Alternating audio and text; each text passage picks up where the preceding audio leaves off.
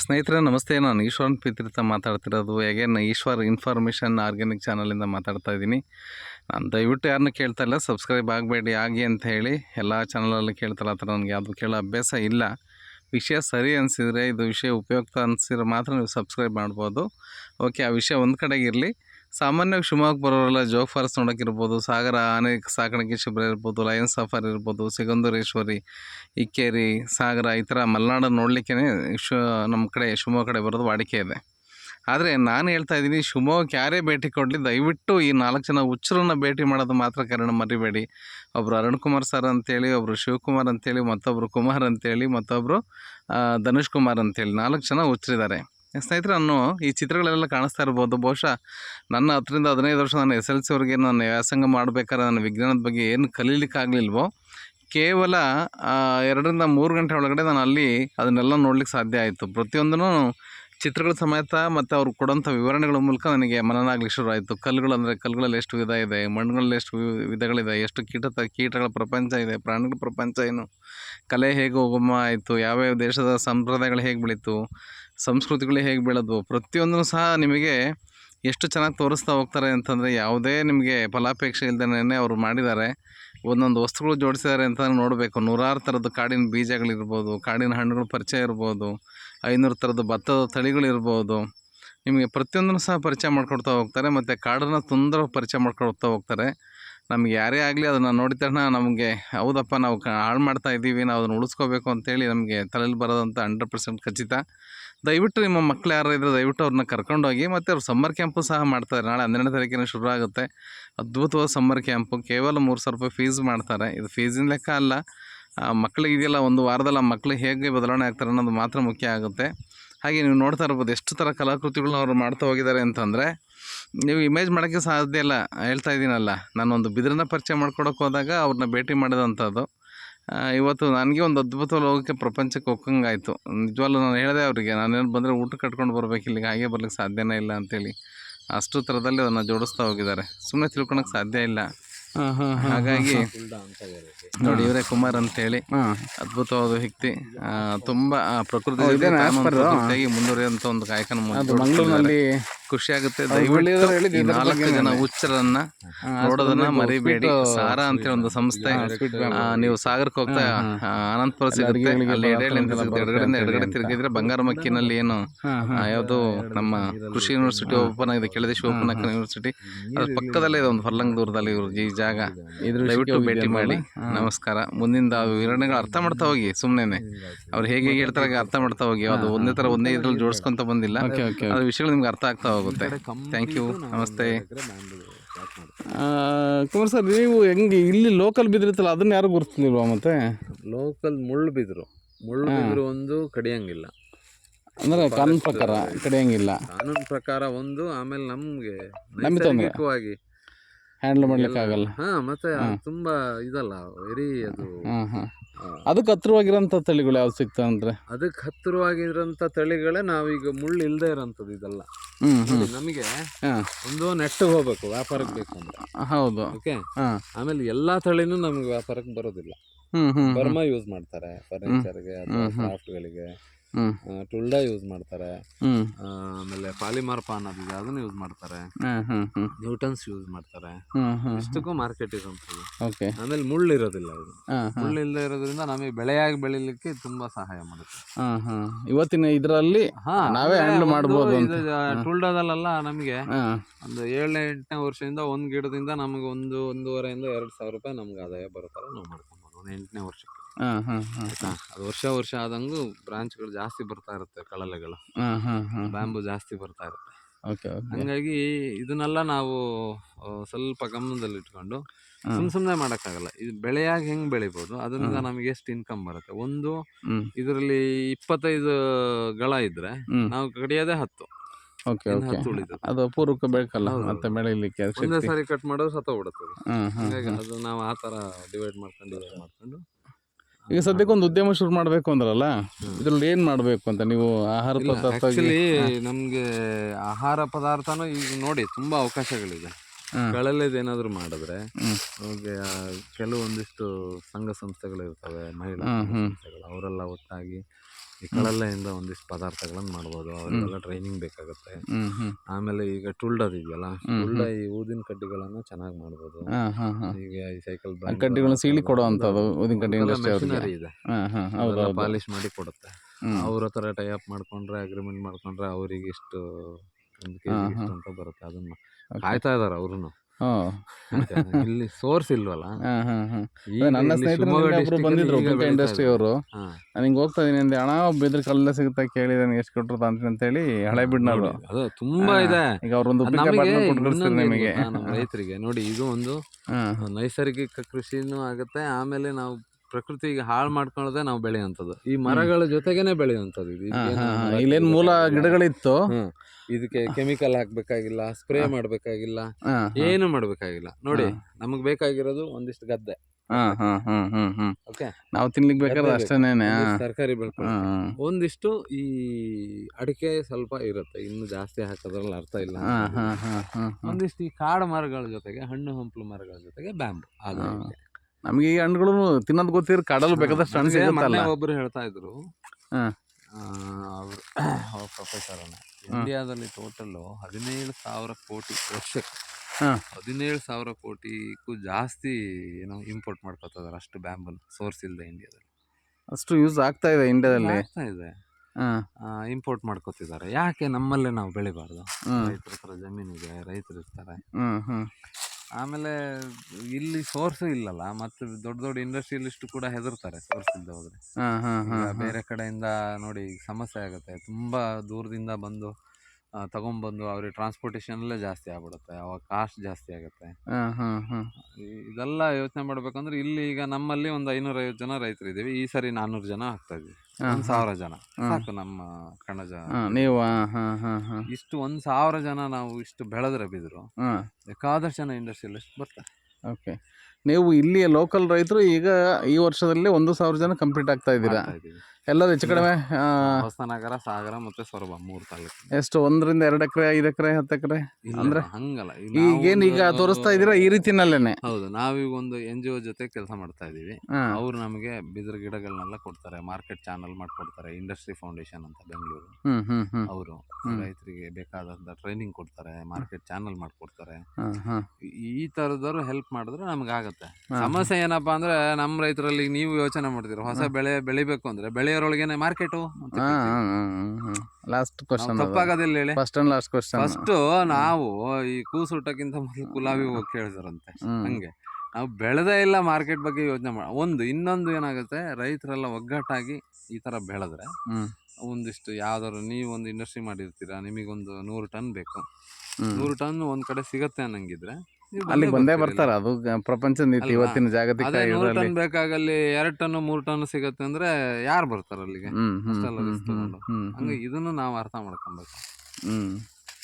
ಅದಕ್ಕೆ ಹೇಳೋದು, ನಾವು ರೈತರಿಗೆಲ್ಲ ಒಂದ್ ಸ್ವಲ್ಪ ಸಾವಯವ ಕೃಷಿ ಮಾಡಿದ್ರೆ ರೇಟ್ ಒಳ್ಳೆ ಭತ್ತ, ನಾವು ಸಾವಯವ ಒಳ್ಳೆ ರೇಟ್ ಕೊಟ್ಕೊತಾರೆ. ಬೇಕಾಷ್ಟು ಚೆನ್ನಾಗಿದ್ದಾರೆ ಬಿಡಿ ಅದ್ರ ಬಗ್ಗೆ. ಈಗ 2,000-2,500 ಕ್ವಿಂಟಲಿಗೆ ನಮ್ಗೆ ಸಾವಯವ, ಪ್ಯೂರ್ ಸಾವಯವ ಬೆಳೆದು ಭತ್ತ ನಾವು ಅಕ್ಕಿ ಮಾಡಿಕೊಟ್ರೆ, ಅನ್ಪಾಲಿಶ್ಡ್ ಅಕ್ಕಿ ಕೊಟ್ರೆ, ಜನರಿಗೆ ಆರೋಗ್ಯ ಸಮಸ್ಯೆ ತುಂಬಾ ಇದೆ. 80 ರೂಪಾಯಿ kg ಅಕ್ಕಿ ಅಂದ್ರೆ ತಗೋತಾರೆ. ಅದೇನು ದೊಡ್ಡದಲ್ಲ. ಯಾಕಂದ್ರೆ ಒಂದ್ ಮನೆಗೆ ತಿಂಗಳಿಗೆ 20 kg ಆದ್ರೆ 1,600-2,000 ಎಷ್ಟೆಷ್ಟೋ ಕಳೀತಾರೆ. 2,000 ರೂಪಾಯಿ ಕೊಟ್ಟು ಒಂದು 15 kg ಅಕ್ಕಿ ತಗೊಳಕ್ಕಾಗಲ್ವೇ? ಯಾಕೆ ತಗೊಂಡಿರ್ತಾವಂತಾರ. ಇದೆಲ್ಲ ನಾವು ಸ್ವಲ್ಪ ರೈತರು ಸ್ವಲ್ಪ ಮಾಡಿಫೈ ಮಾಡೋದಿಲ್ಲ, ನಾವೇ ಪರಿವರ್ತನೆ ಹಾಕೊಬೇಕು ರೈತರುಗಳೇ. ಅದಕ್ಕೆ ಹೇಳೋದು, ಒಂದಿಷ್ಟು ಒಳ್ಳೆ ವಿಚಾರಗಳು ಚರ್ಚೆ ಆಗ್ಬೇಕು ರೈತರ ಜೊತೆ ಅಂತೇಳಿ. ನಾವು ಹೋದಲೆಲ್ಲ ಇದೇ ಮಾತಾಡ್ತಿರ್ತೀವಿ.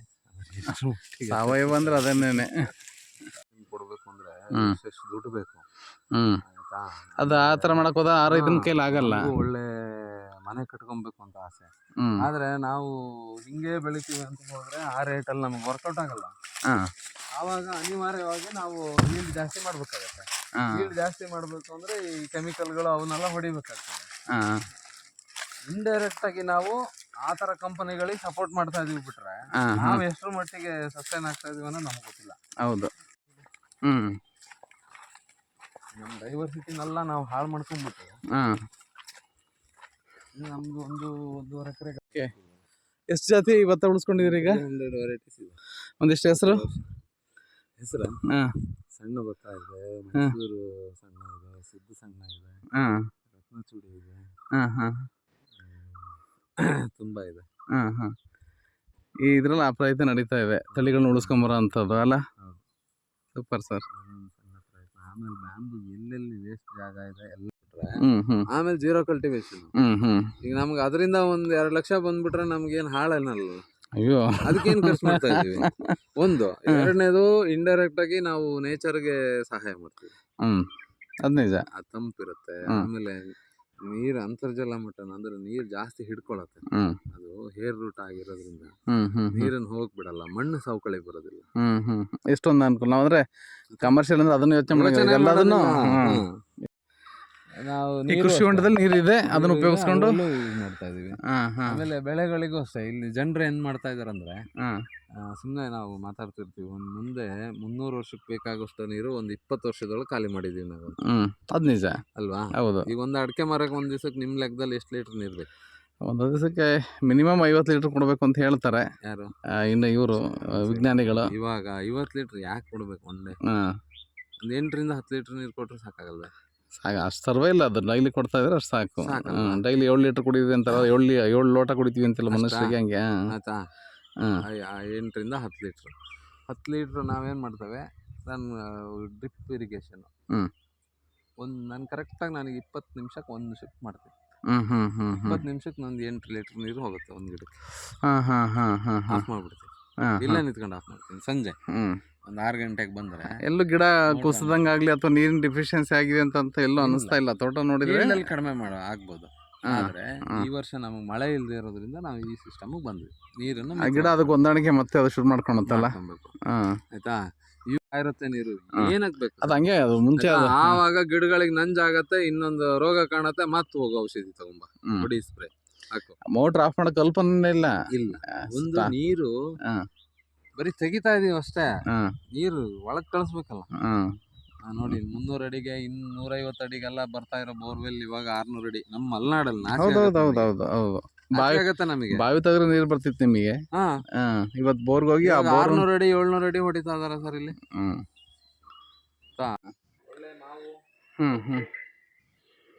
ಓಕೆ ಓಕೆ ಇವರು ಶಿವಕುಮಾರ್ ಅಂತ ಸರ್, ನಮಸ್ತೆ. ನೀನು ಮಧ್ಯಾಹ್ನ ಟ್ಯಾಂಕ್ ಕ್ಲೀನ್ ಮಾಡೋಣ. ಮಧ್ಯಾಹ್ನದಲ್ಲಿ ಊಟಗಳೆಲ್ಲ ಚೂಪ್ ಹೊಡಿತಾರೆ. ಬಂದ್ಬಿಟ್ಟೆ ನಾನು ಎಲ್ಲೂ ಹೋಗಿ ನೀರು ಬಿಡಲ್ಲ.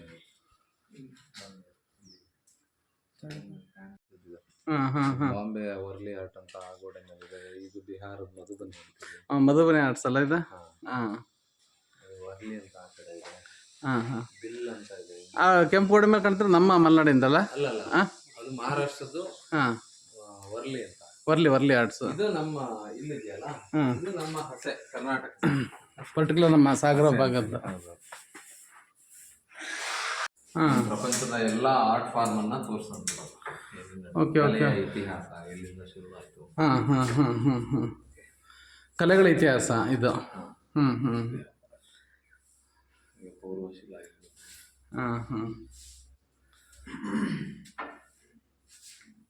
ಆಮೇಲೆ ಇದು ಬುಕ್ ಪೇಜ್ ಅಂತೇಳಿ. ಪೂರ್ವಶಿಲಾ ಯುಗ ಇದು. ಓಕೆ. ಸ್ವಲ್ಪ ನವಶಿಲಾ ಯುಗ. ಓಕೆ. ಸ್ಟಾರ್ಟಿಂಗಿಂದ ಯಾವ ಥರ ಇತ್ತು, ಯಾವ ಥರ ಮಾಡಿಫಿಕೇಶನ್ ಸ್ಟೆಪ್ ಬೈ ಸ್ಟೆಪ್. ಅದೆಲ್ಲ ಆದ್ಮೇಲೆ ಸಿಂಧು ಕಣಿವೆ. ಅಂದರೆ ಇದು ಇಷ್ಟಿಷ್ಟು ವರ್ಷ ಅಂತ ಡಿವೈಡ್ ಮಾಡಿದ್ವಿ ಒಂದೊಂದು ಬುಕ್ಕಲ್ಲಿ. ನಾಗರಿಕತೆಯ ಆರಂಭಗಳಿಂದ ಹಿಡಿದು ಆಧುನಿಕ ನಾಗರಿಕತೆ ತನಕ ಒಂದಿಷ್ಟು ಒಂದೊಂದು ಪೇಜ್ ಮಾಡ್ತೀನಿ. ಇದೊಂದಿಷ್ಟು. ಇದು ಇವ್ರು ಬೇಸಿಕಲಿ ಆರ್ಟಿಸ್ಟ್ ಆಗಿರೋದ್ರಿಂದ ಅವರು ಒಂದಿಷ್ಟು ಇಲ್ಲಿ ಬಂದರೆ, ಜನ ಬಂದರೆ ಸುಮಾರು ಟೈಮ್ ಬೇಕು ಅವರಿಗೆ ಇದನ್ನೆಲ್ಲ ಸ್ಟಡಿ ಮಾಡೋರು, ಇಂಟ್ರೆಸ್ಟ್ ಇದ್ದಾರೆ. ಹೌದೌದು. ನಾನು ಮಹಾವಲಸೆ ಅಂತೇಳಿ ಅದ್ರಲ್ಲಿ ಸೇರಿಸ್ತಾ ಹೋಗಿದ್ದೀನಿ ಇದನ್ನೆಲ್ಲ. ನಮ್ಮ ಇದ್ರ ಸಿರಿಧಾನ್ಯಗಳಿಗೆ ಸಂಬಂಧಪಟ್ಟಂಗೆ ಬಂದಾಗ ಹೇಗೆ ಮಾನವನ ಮಹಾವಲಸೆ ಹೇಗೆ ಶುರು ಆಯಿತು ಅಂತ ಹೇಳಿ.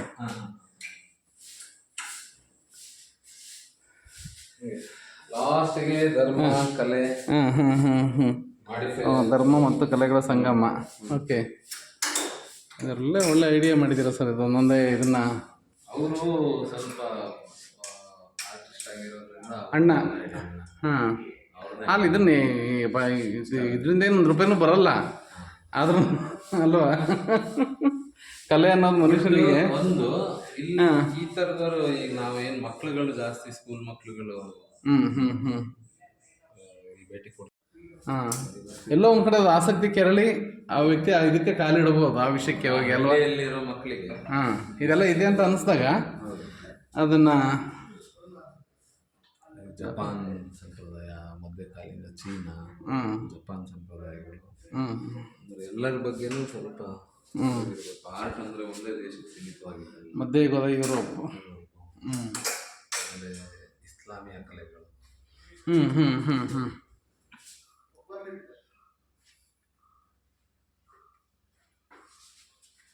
ಇದು ಗೆಸ್ಸು ಮಾಡಿರಲಿಲ್ಲ, ಸುಮ್ಮನೆ ಏನೋ ಬಿದ್ರು ಅಂಕ. ಮಧ್ಯಯುಗದ ಆಫ್ರಿಕಾ ರಾಜ್ಯಗಳು ಮತ್ತು ಸಾಧಾರಣ ಆಫ್ರಿಕಾದಲ್ಲೂ ಇದಿದೆ, ಡೈನೆಸ್ಟ್ ಎಲ್ಲ ಇತ್ತು ಅಲ್ಲ. ಇಲ್ಲ ಮತ್ತೆ ಯಾಕೆ ಇದನ್ನ ಯಾರು ಪರಿಚಯ ಮಾಡ್ಕೊಡ್ಲಿಲ್ವಲ್ಲ. ಅಲ್ಲ ನಾವಂತೂ ಓದಿಲ್ಲಪ್ಪ, ನಾವು ಬೇಕಾದಷ್ಟು ಬುಕ್ಸ್ ಓದಿದ್ದೀವಿ. ಎಲ್ಲದನ್ನು ತಗೊಂಬರಕ್ಕಾಗಲ್ಲ. ಅಲ್ಲ ಆಫ್ರಿಕಾದಲ್ಲಿ ರಾಜರಿದ್ದಾರೆ, ಆಫ್ರಿಕಾ ಅಂದ್ರೆ ಕಾಡು ಜನ ಅಂತ ಅಲ್ವಾ. ಕಾಡು ಜನರು ಮುಖಂಡ ಅಂತ ಅಲ್ಲ ಅದು ಅದೆಲ್ಲ ಇದೆಯಲ್ಲ, ಒಂದು ಸಂಸ್ಕೃತಿ ಬೆಳೆದಿದೆಯಲ್ಲ, ಅದನ್ನ ನೋಡಕ್ ಕಾಣಿಸ್ತಾ ಇದೆಯಲ್ಲ. ನೋಡ್ತಾ ಇದ್ವಲ್ಲ ಇಂಡಿಯಾದಲ್ಲೂ ಅಷ್ಟೇ ಪ್ರಜಾಪ್ರಭುತ್ವ ಬಂತು ಅಂದ್ರೆ ಅದಕ್ಕೆ ಮೂಲ ಕಾರಣನೇ ರಾಜರು. ಆಡಳಿತ ವೈಖರಿ ಅವರಿಂದಾನೇ ನೋಡ್ಕೊಳ್ತಾರೆ. ಅದ್ ನಿಜ. ಅದ್ರಲ್ಲಿ ಸ್ವಲ್ಪ ಮಾಡಿಫೈ ಮಾಡಿದ್ದಾರೆ. ಹೌದೌದೌದು.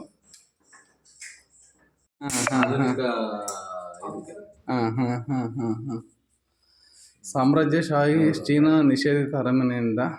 ಓಕೆ, ಇದೆಲ್ಲ ಅರ್ಥ ಮಾಡ್ಕೋಬೇಕು ಅಂದ್ರೆ, ಯಾಕಂದ್ರೆ ನಿಷೇಧಿತ ಅರಮನೆಯಿಂದ ಅಂತಂದ್ರೆ ಕನ್ಫ್ಯೂಸ್ಡ್ ಮತ್ತೆ ನಾವು.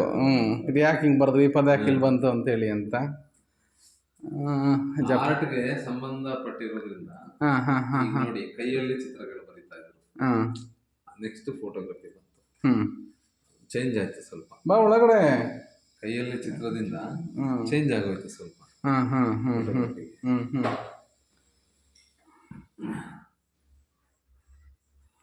ನೋಡಿ ಇದೆಲ್ಲ ಕೈಯಲ್ಲಿ ಬರೆದಿರುವಂಥದ್ದು ಚಿತ್ರಗಳು.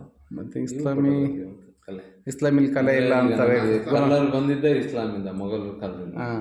ಅವರು ಅದಕ್ಕೆಲ್ಲ ಬ್ಯಾನ್ ಇದೆ ಅಂತ ಹೇಳ್ತಾರೆ ಕುರಾನ್ನಲ್ಲಿ. ಆಕ್ಚುಲಿ ಎಲ್ಲ ಏನೇನೋ ಹೇಳ್ತಾರೆ. ಆರ್ಟೇ ಒಂದು ಭಾಷೆ ಮಾತಾಡುತ್ತೆ ಸರ್. ಅಲ್ಲ ಮಾತಾಡ್ತಾರೆ, ಅರ್ಥ ಮಾಡ್ಕೊಂಡು ಇದ್ದಾಗ ಅದ್ರ ವಾದಗಳು ಶುರು ಆಗುತ್ತಲ್ಲ. ಹೌದು, ಪಾಲಿಟಿಕ್ಸೇ ಒಂದು ಮಾತಾಡುತ್ತೆ, ಆರ್ಟೇ ಒಂದು ಮಾತಾಡುತ್ತೆ. ಮೊಘಲ್ ಕಾಲದ ಭಾರತ, ದೆಹಲಿ ಸುಲ್ತಾನರು ನೋಡಿ, ಅದೆಷ್ಟು ಕಲರ್ಫುಲ್ ಆಗಿದೆ ಒಂದೊಂದು ಚಿತ್ರಗಳು. ಅದು ಮತ್ತು ಅದೆಲ್ಲ ಸ್ವಲ್ಪ ಬಹುಶಃ ಕಲ್ಲಲ್ಲಿ ಅವಾಗ ಅದನ್ನ ಇದು ಮಾಡಿದಾರಲ್ವಾ. ಅಲ್ಲಿ ಬರ್ತಾ ಬರ್ತಾ ನಮ್ಮ ಇದಕ್ಕೆ ಬಂತು, ಸೌತ್ ಇಂಡಿಯಾ ಇದಕ್ಕೆ.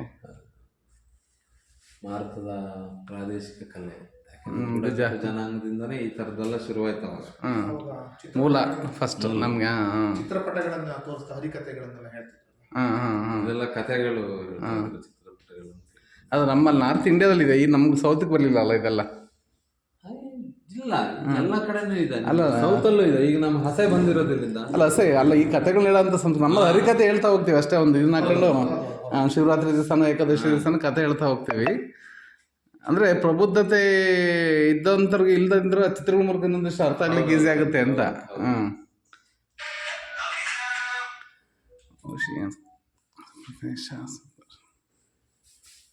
ಮುಂದಕ್ಕಿಂತ ಇದೆಲ್ಲ ನೋಡ್ಬೇಕು ಒಂದ್ಸಲ ಜೀವನದಾಗ ಅನ್ಸ್ಕೊಡ್ತು ಹೋಗಿ.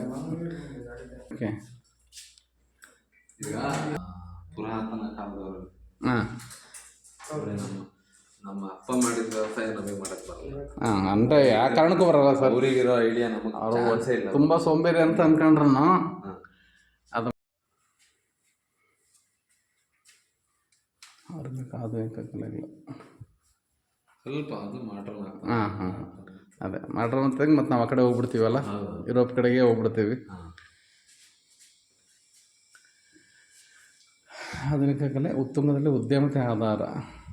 ಅಂದರೆ ನಮಗೆ ಜಗತ್ತನ್ನ ಸ್ವಲ್ಪ ನೋಡ್ಕೊಬೇಕು ಅಂತ, ಬರೀ ನಮ್ಮದೇ ಬಾವಿ ಒಳಗಿನ ಕಪ್ಪೆ ಆಗ್ಬಾರ್ದು ಅಂತ. ಇಲ್ಲೇ ಪ್ರಪಂಚ ನೋಡ್ತಾ ಇದೀವಿ ನಾವು ಆಗ್ಲೇ. 1940. ಎಕ್ಸ್ರೇ ಬಂತು 1940 ನಂತರ. ಎಕ್ಸ್ರೇ ಕೂಡ ಬಂತು. Okay okay okay. ಆ್ಯಕ್ಚುಲಿ ಏನು ಮಾಡ್ತಾರೆ ಸರ್ ಅಣ್ಣವ್ರು ಆ್ಯಕ್ಚುಲಿ ಇಷ್ಟೊಂದೆಲ್ಲ ಇದೆ ಆರ್ಟಿಸ್ಟ್ ಅವರು ಅಲ್ಲ ಆರ್ಟಿಸ್ಟ್ ಅಂದರೆ ಕಲ್ತು ಹೋದ್ರ ಏನು ಅದು ಕಲಿಬೇಕು ಅಂತಲೇ ಹೋದ್ರ? ಆ್ಯಕ್ಚುಲಿ ಅವರ ಲೈಫ್ ಅವ್ರನ್ನೆಲ್ಲ ಕಲಿಸ್ತು ಅನ್ಸುತ್ತೆ. ಹಾಂ ಇದು ನೋಡಿ ಈ ಗೋರಿಲ್ಲಾ ಗರ್ಲ್ಸ್ ಅಂತೀವಿ ಹಾಂ ಹಾಂ ಹಾಂ 84 ಇಂದ ಹಾಂ ಹಾಂ ಹಾಂ ಇವತ್ತು ಕೂಡ ಅವ್ರ ಮಕ ಯಾರಿಗೂ ತೋರಿಸೋದಿಲ್ಲ, ಅದೊಂದು ಕಮ್ಯುನಿಟಿ. ಓ ಅದು ಸಂಪ್ರದಾಯ ಹೋಗ್ತಾ ಇರ್ತಾರೆ. ಹೌದು, ಹಾಂ ಹಿಂಗೆ ನಿಮ್ಮ ಕೂಡ ಹಾಕೊಂಡು ಹೌದೌದು. ಯಾರಿಗೂ ಮುಖ ಗೊತ್ತೇ ಇಲ್ಲ. ಹಾಂ ಗೊತ್ತಿತ್ತ ಯಾರಾದ್ರೂ? ನಾನು ಇದೇ ಫಸ್ಟ್ ಟೈಮ್ ಕೇಳಿದ್ದು. ವಾಲ್ಗಳ ಮೇಲೆ ಪೇಂಟಿಂಗ್ ಮಾಡ್ತಕ್ಕಂಥದ್ದು, ಅದೆಲ್ಲ ಅವ್ರು ಆ ಕೆಲಸ ಮಾಡ್ತಾ ಇರ್ತಾರೆ, ಅವೇರ್ನೆಸ್ ಪ್ರೋಗ್ರಾಮ್ಗಳು ಮಾಡ್ತಾ ಇರ್ತಾರೆ. ಆದ್ರೆ ಫೇಸ್ ತೋರಿಸೋದು. ಓಕೆ, ಇದೆಲ್ಲ ಹೊಸ ಕ್ಯಾಮ್ರಾ ಶುರು ಆಯಿತು. ಜಪಾನ್ದು ತುಂಬಾ ಇದೆ ಎಲ್ಲ ಇದರಲ್ಲ ಅಂತಲೂ ಜಪಾನ್ ಸೇರ್ಕೊಂಡಿದೆ. ಮಾನವನ ಮಹಾವಲಸಲು ಜಪಾನ್ ತುಂಬ ಕಂಟ್ರಿಬ್ಯೂಟ್ ಇದೆ. ಇದು ಆಫ್ರಿಕಾ, ಆಧುನಿಕ ಆಫ್ರಿಕಾ. ಹಾಂ ಹಾಂ ಹಾಂ ಇಲ್ಲೂ ಕೂಡ ಅವರ ಮೌಢ್ಯತೆ ಹಂಗೆ ಇದೆ.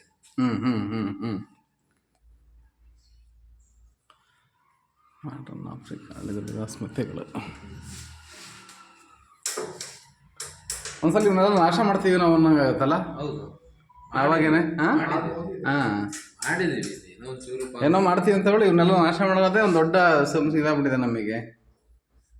ಮತ್ತೆ ನಮ್ಮ ಭಾರತದ ಒಂದಿಷ್ಟು ಆರ್ಟ್ ಹಾಂ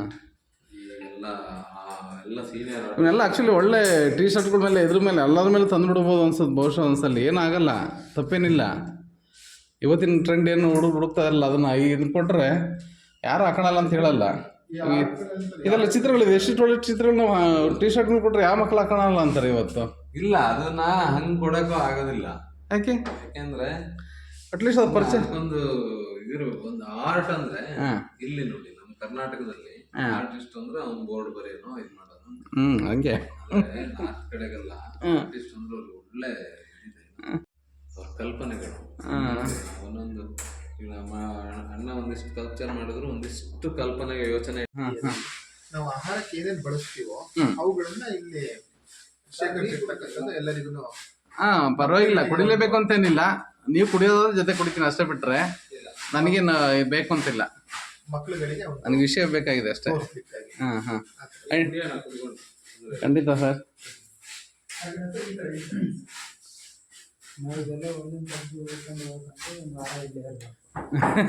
ಸಾಧಾರಣ ನಮ್ದೊಂದು ಪಾಯಿಂಟಿನ ಒಂದು ಸುತ್ತಾಡ್ತಾ ಒಂದು 30-40 ಕಿಲೋಮೀಟರ್ ರೇಡಿಯೇಷನ್ ಅಲ್ಲಿ ಇಷ್ಟು ತರದ ಮಣ್ಣುಗಳು ಸಿಗ್ತಾ ಇದೆ ಸರ್. ಇದೇನು ಕಾಣಿಸ್ತಾ ಇದೆ ನಮಗೆ ಚಿತ್ರದಲ್ಲಿ, ಇದೆಲ್ಲ ಬಣ್ಣಗಳು ಒರಿಜಿನಲ್ ಮಣ್ಣುಗಳೇ, ಮಣ್ಣೇನೆ, ಮೇಲ್ಪದರದ ಮಣ್ಣುಗಳು. ಇದೊಂದು ಮಣ್ಣು ಮಾತ್ರ ಮೇಲ್ಪದರದ ಮಣ್ಣಲ್ಲ, ಎಲ್ಲಾ ಮಣ್ಣುಗಳು ಮೇಲ್ಪದರದ ಮಣ್ಣುಗಳು. ಇದೆಲ್ಲ ನಮ್ಮ ಇಲ್ಲಿನ ಭಾಗದಲ್ಲಿ, ನಮ್ಮ ಮಲೆನಾಡು ಭಾಗದಲ್ಲಿ ಸಿಗ್ತಕ್ಕಂಥದ್ದು ಇಷ್ಟು ಮಣ್ಣುಗಳು ಸರ್. ಹಾಗೆ ಈ ಮಣ್ಣು ಇದು ಕೆಮ್ಮಣ್ಣು ಅಂತಾರೆ, ಇದು ಜೇಡಿ ಮಣ್ಣು ಅಂತಾರೆ. ಹಿಂದಿನ ಕಾಲಗಳಲ್ಲಿ ಇದನ್ನ ಮನೆಗೆ ಗೋಡೆಗಳಿಗೆ ಸುಣ್ಣ ಬಡಿಲಿಕ್ಕೆ ಉಪಯೋಗಿಸ್ತಾ ಇದ್ರು, ಇದನ್ನ ಬಣ್ಣ ಮಾಡ್ಲಿಕ್ಕೆ ಉಪಯೋಗಿಸ್ತಾರೆ. ಇವತ್ತಿನ ಕಾಲ ನಮ್ಮ ದೀಪಾವಳಿ ದೊಡ್ಡ ಹಬ್ಬ, ದೀಪಾವಳಿ ಸಮಯದಲ್ಲಿ ಇವೆರಡು ಮಣ್ಣುಗಳು ಅತ್ಯವಶ್ಯಕವಾಗಿ ಬೇಕೇ ಬೇಕು. ದನಗಳಿಗೆ ಹೆಜ್ಜೆ ಬರೀತಕ್ಕಂಥ ಮನೆಯಲ್ಲಿ ಶಾಸ್ತ್ರಕ್ಕೋಸ್ಕರ ಕೊಟ್ಟಿಗೆಗಳಲ್ಲಿ ಕಂಬಗಳಿರುತ್ತೆ, ಕಂಬಗಳಿಗೆ 3 ಲೇಯರ್ ಹಾಕಿ ಹಾಕ್ತಾರೆ ಇವು ಮಣ್ಣುಗಳನ್ನ. ಕರೆಕ್ಟ್ ಹೌದು. ಇಷ್ಟು ವೆರೈಟಿ ಅದು ಮುಂದೆ ಹೊರಗೆ ಹೋಗ್ಬೇಕಾಗತ್ತೆ. ಇದೇನಿದೆ ಎಲ್ಲ ಮಲೆನಾಡಲ್ಲಿ ಸಿಗೋಂತ, ಮಲೆನಾಡು ನಮ್ಮ ಸುತ್ತ ನಮ್ಮ ಭಾಗದಲ್ಲಿ ಸಿಗ್ತಕ್ಕಂಥವು ಇವೆಲ್ಲವು. ಈ ಭಾಗದಲ್ಲಿ ಗಿಡಮೂಲಿಕೆಗಳು ಸಂಬಂಧ, ಒಂದೊಂದಕ್ಕೆ ಸಂಬಂಧ. ಇದು ನೋಡಬಹುದು, ಇದನ್ನ ಜುಮ್ಮನಕಾಯಿ ಅಂತ ಹೇಳಿ ಕರೀತಾರೆ. ಇದನ್ನ ಇದು ಸ್ಮೆಲ್ ಹೋಗಿದೆ, ಒಂದು ಬೀಜ ತೊಳೆದು ಸ್ನ್ಯಾಶ್ ಮಾಡಿ ಸ್ಮೆಲ್ ನೋಡಿ. ನಾವು ಆಹಾರಕ್ಕೂ ಕೂಡ ಉಪಯೋಗಿಸ್ಬೋದು ಇದನ್ನ. ಅಂದ್ರೆ ಇದಕ್ಕೆ ಅಂದ್ರೆ ಇದನ್ನ ಬಳಸಿ ಉಪ್ಪಿನಕಾಯಿಗಳು ಅದಕ್ಕೆ ಉಪ್ಪಿನಕಾಯಿಗಳಿಗೆ ಹಾಕ್ಲಿಕ್ಕಿಲ್ಲ, ಜುಮ್ಮನಕಾಯಿ ಅಂತ ಹೇಳಿ ಅಂತ. ಆ ಕಡೆ ಇರ್ಲಿ ರೆಡಿ ಇಲ್ಲ. ಉಪಯೋಗಿಸ್ತೀವಿ ಹಾಗೆ ಉಪ್ಪಿನಕಾಯಿಗಳು ಬರುತ್ತೆ. ಇದು ಗೊಣಪೆ, ಗಣಪನ ಬಳ್ಳಿ ಅಂತಾರಲ್ಲ, ಇದನ್ನ ನಾವು ನೀಟಾಗಿ ಹಾಸಿಗೆ ತರ ಮಾಡಿ ಡೈಲಿ ಮಲಗ್ತಾ ಬಂದ್ರೆ ಬ್ಯಾಕ್ ಪೈನ್ ಕಡಿಮೆ ಆಗುತ್ತೆ ಅಂತ ಹೇಳ್ತಾರೆ. ಅಂದ್ರೆ ಅಷ್ಟು ಸಂಗ್ರಹ ಬೇಕು ನಮಗೆ ಈಗ. ಅಷ್ಟೊಂದು ಸಂಗ್ರಹ ಅಂದ್ರೆ ಅದಕ್ಕೆ ಬೆಲೆ ಇದೆ, ಅದ್ರದ್ದು ಒಂದು ಸೈಂಟಿಫಿಕ್ ಉಪಯೋಗ ಗೊತ್ತಿದೆ.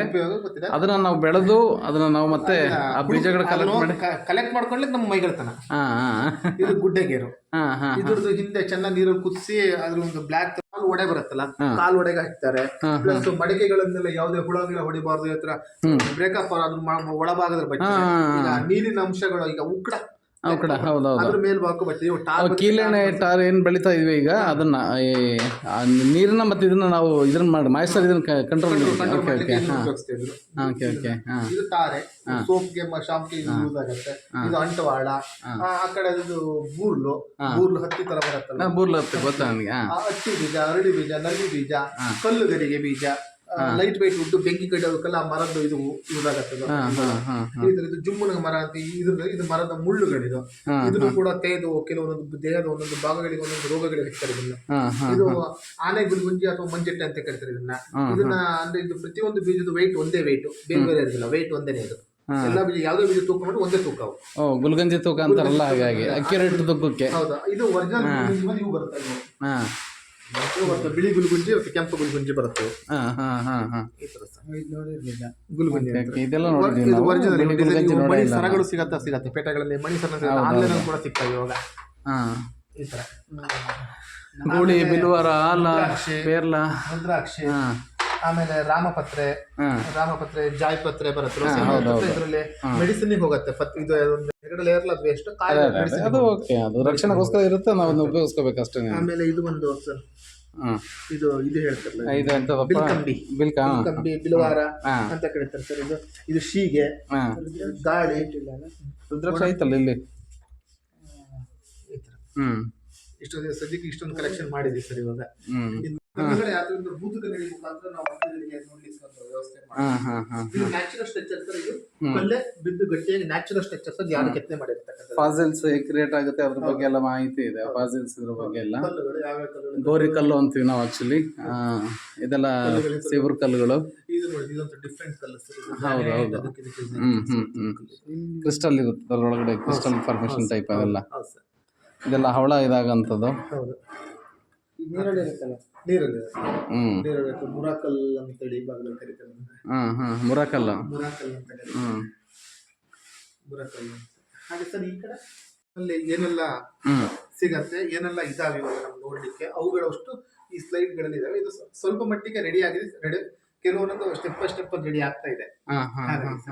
ಹಾಗೆ ಸರ್ ಈ ಕಡೆ ಬಂದಾಗ ಸರ್ ಭೂಮಿಯ ಇತಿಹಾಸ ನಮಗೆ ಮಕ್ಕಳುಗಳಲ್ಲಿ ಬರ್ತಾರಲ್ಲ ಸರ್, ಅವಾಗ ನಾವಿಲ್ಲಿ GA ಅಂದ್ರೆ ಶತಕೋಟಿ ವರ್ಷಗಳ ಹಿಂದೆ, MA ಅಂದ್ರೆ 10 ಲಕ್ಷ ವರ್ಷಗಳ ಹಿಂದೆ, KA ಅಂದ್ರೆ 1000 ವರ್ಷಗಳ ಹಿಂದೆ. ಹಾಗೇನೆ ಇಲ್ಲಿ ಫಸ್ಟ್ ಯಾವಾಗ ಬಂತು ಇಲ್ಲಿ ನೋಡಿ ಸರ್, 13.8 GA, ಆಮೇಲೆ 13.8 ಶತಕೋಟಿ ವರ್ಷಗಳ ಹಿಂದೆ ಫಸ್ಟ್ ನಮ್ಗೊಂದು ಮಹಾಸ್ಫೋಟ ಆಗತ್ತೆ. ಅದಾದ ನಂತರ 4.6 GA ಅಲ್ಲಿ ಧೂಳಿನ ತುಂಬಿದ ಸೂರ್ಯನ ಉಗಮವಾಗತ್ತೆ. ಅದಾದ ನಂತರ ಶಿಲೆಗಳು ಮತ್ತು ಧೂಳಿನ ಕಣಗಳ ಪರಸ್ಪರ ಆಕರ್ಷಣೆ ಸೆಳೆತದಿಂದ ಭೂಮಿ ಆಕಾರವನ್ನು ಪಡೆಯುತ್ತೆ. ಈ ತರ ಸ್ಟೆಪ್ ಬೈ ಸ್ಟೆಪ್ ಪ್ರತಿಯೊಂದು ಸರ್. ನೆಕ್ಸ್ಟ್ ನಮಗೆ ನೀರು ತುಂಬಿದ ಒಂದು ನೀರು ಯಾವಾಗ ಉತ್ಪತ್ತಿ ಆಯ್ತು ಒಳಗಡೆ ಅಂತ ಹೇಳಿ ಯಾವಾಗ ಬಂದು ಹೀಗೆ ಬಂದಾಗ ಸರ್ ನೆಕ್ಸ್ಟ್ ಇಲ್ಲಿಗೆ ಹೋಗ್ಬಿಡ ಸರ್. ಆಮೇಲೆ 10 ಲಕ್ಷ ವರ್ಷಗಳಿಂದ ಹೋಗುತ್ತೆ ಸರ್. 10 ಲಕ್ಷ ವರ್ಷಗಳಿಂದ ನಮ್ಗೆ ಹಿಮಗೆಡ್ಡೆ ಯಾವಾಗ ಸಿಕ್ತು, ಶಾರ್ಕ್ಗಳು ಯಾವಾಗ ಕಂಡು ಬಂದು, ಹಾವು ಯಾವಾಗ ಕಾಣ್ತು, ಡೈನಾಸರ್ಸ್ ಗಳು ಯಾವಾಗ ಬಂದು, ಆಮೇಲೆ ಧೂಮಕೇತುಗಳು ಯಾವಾಗ ಬಂದು, ಆನೆ ಯಾವಾಗ ಬಂತು, ನೆಕ್ಸ್ಟ್ KA ಟರ್ನ್ ಆಗ್ಬಿಡ ಸರ್ ಮನುಷ್ಯ.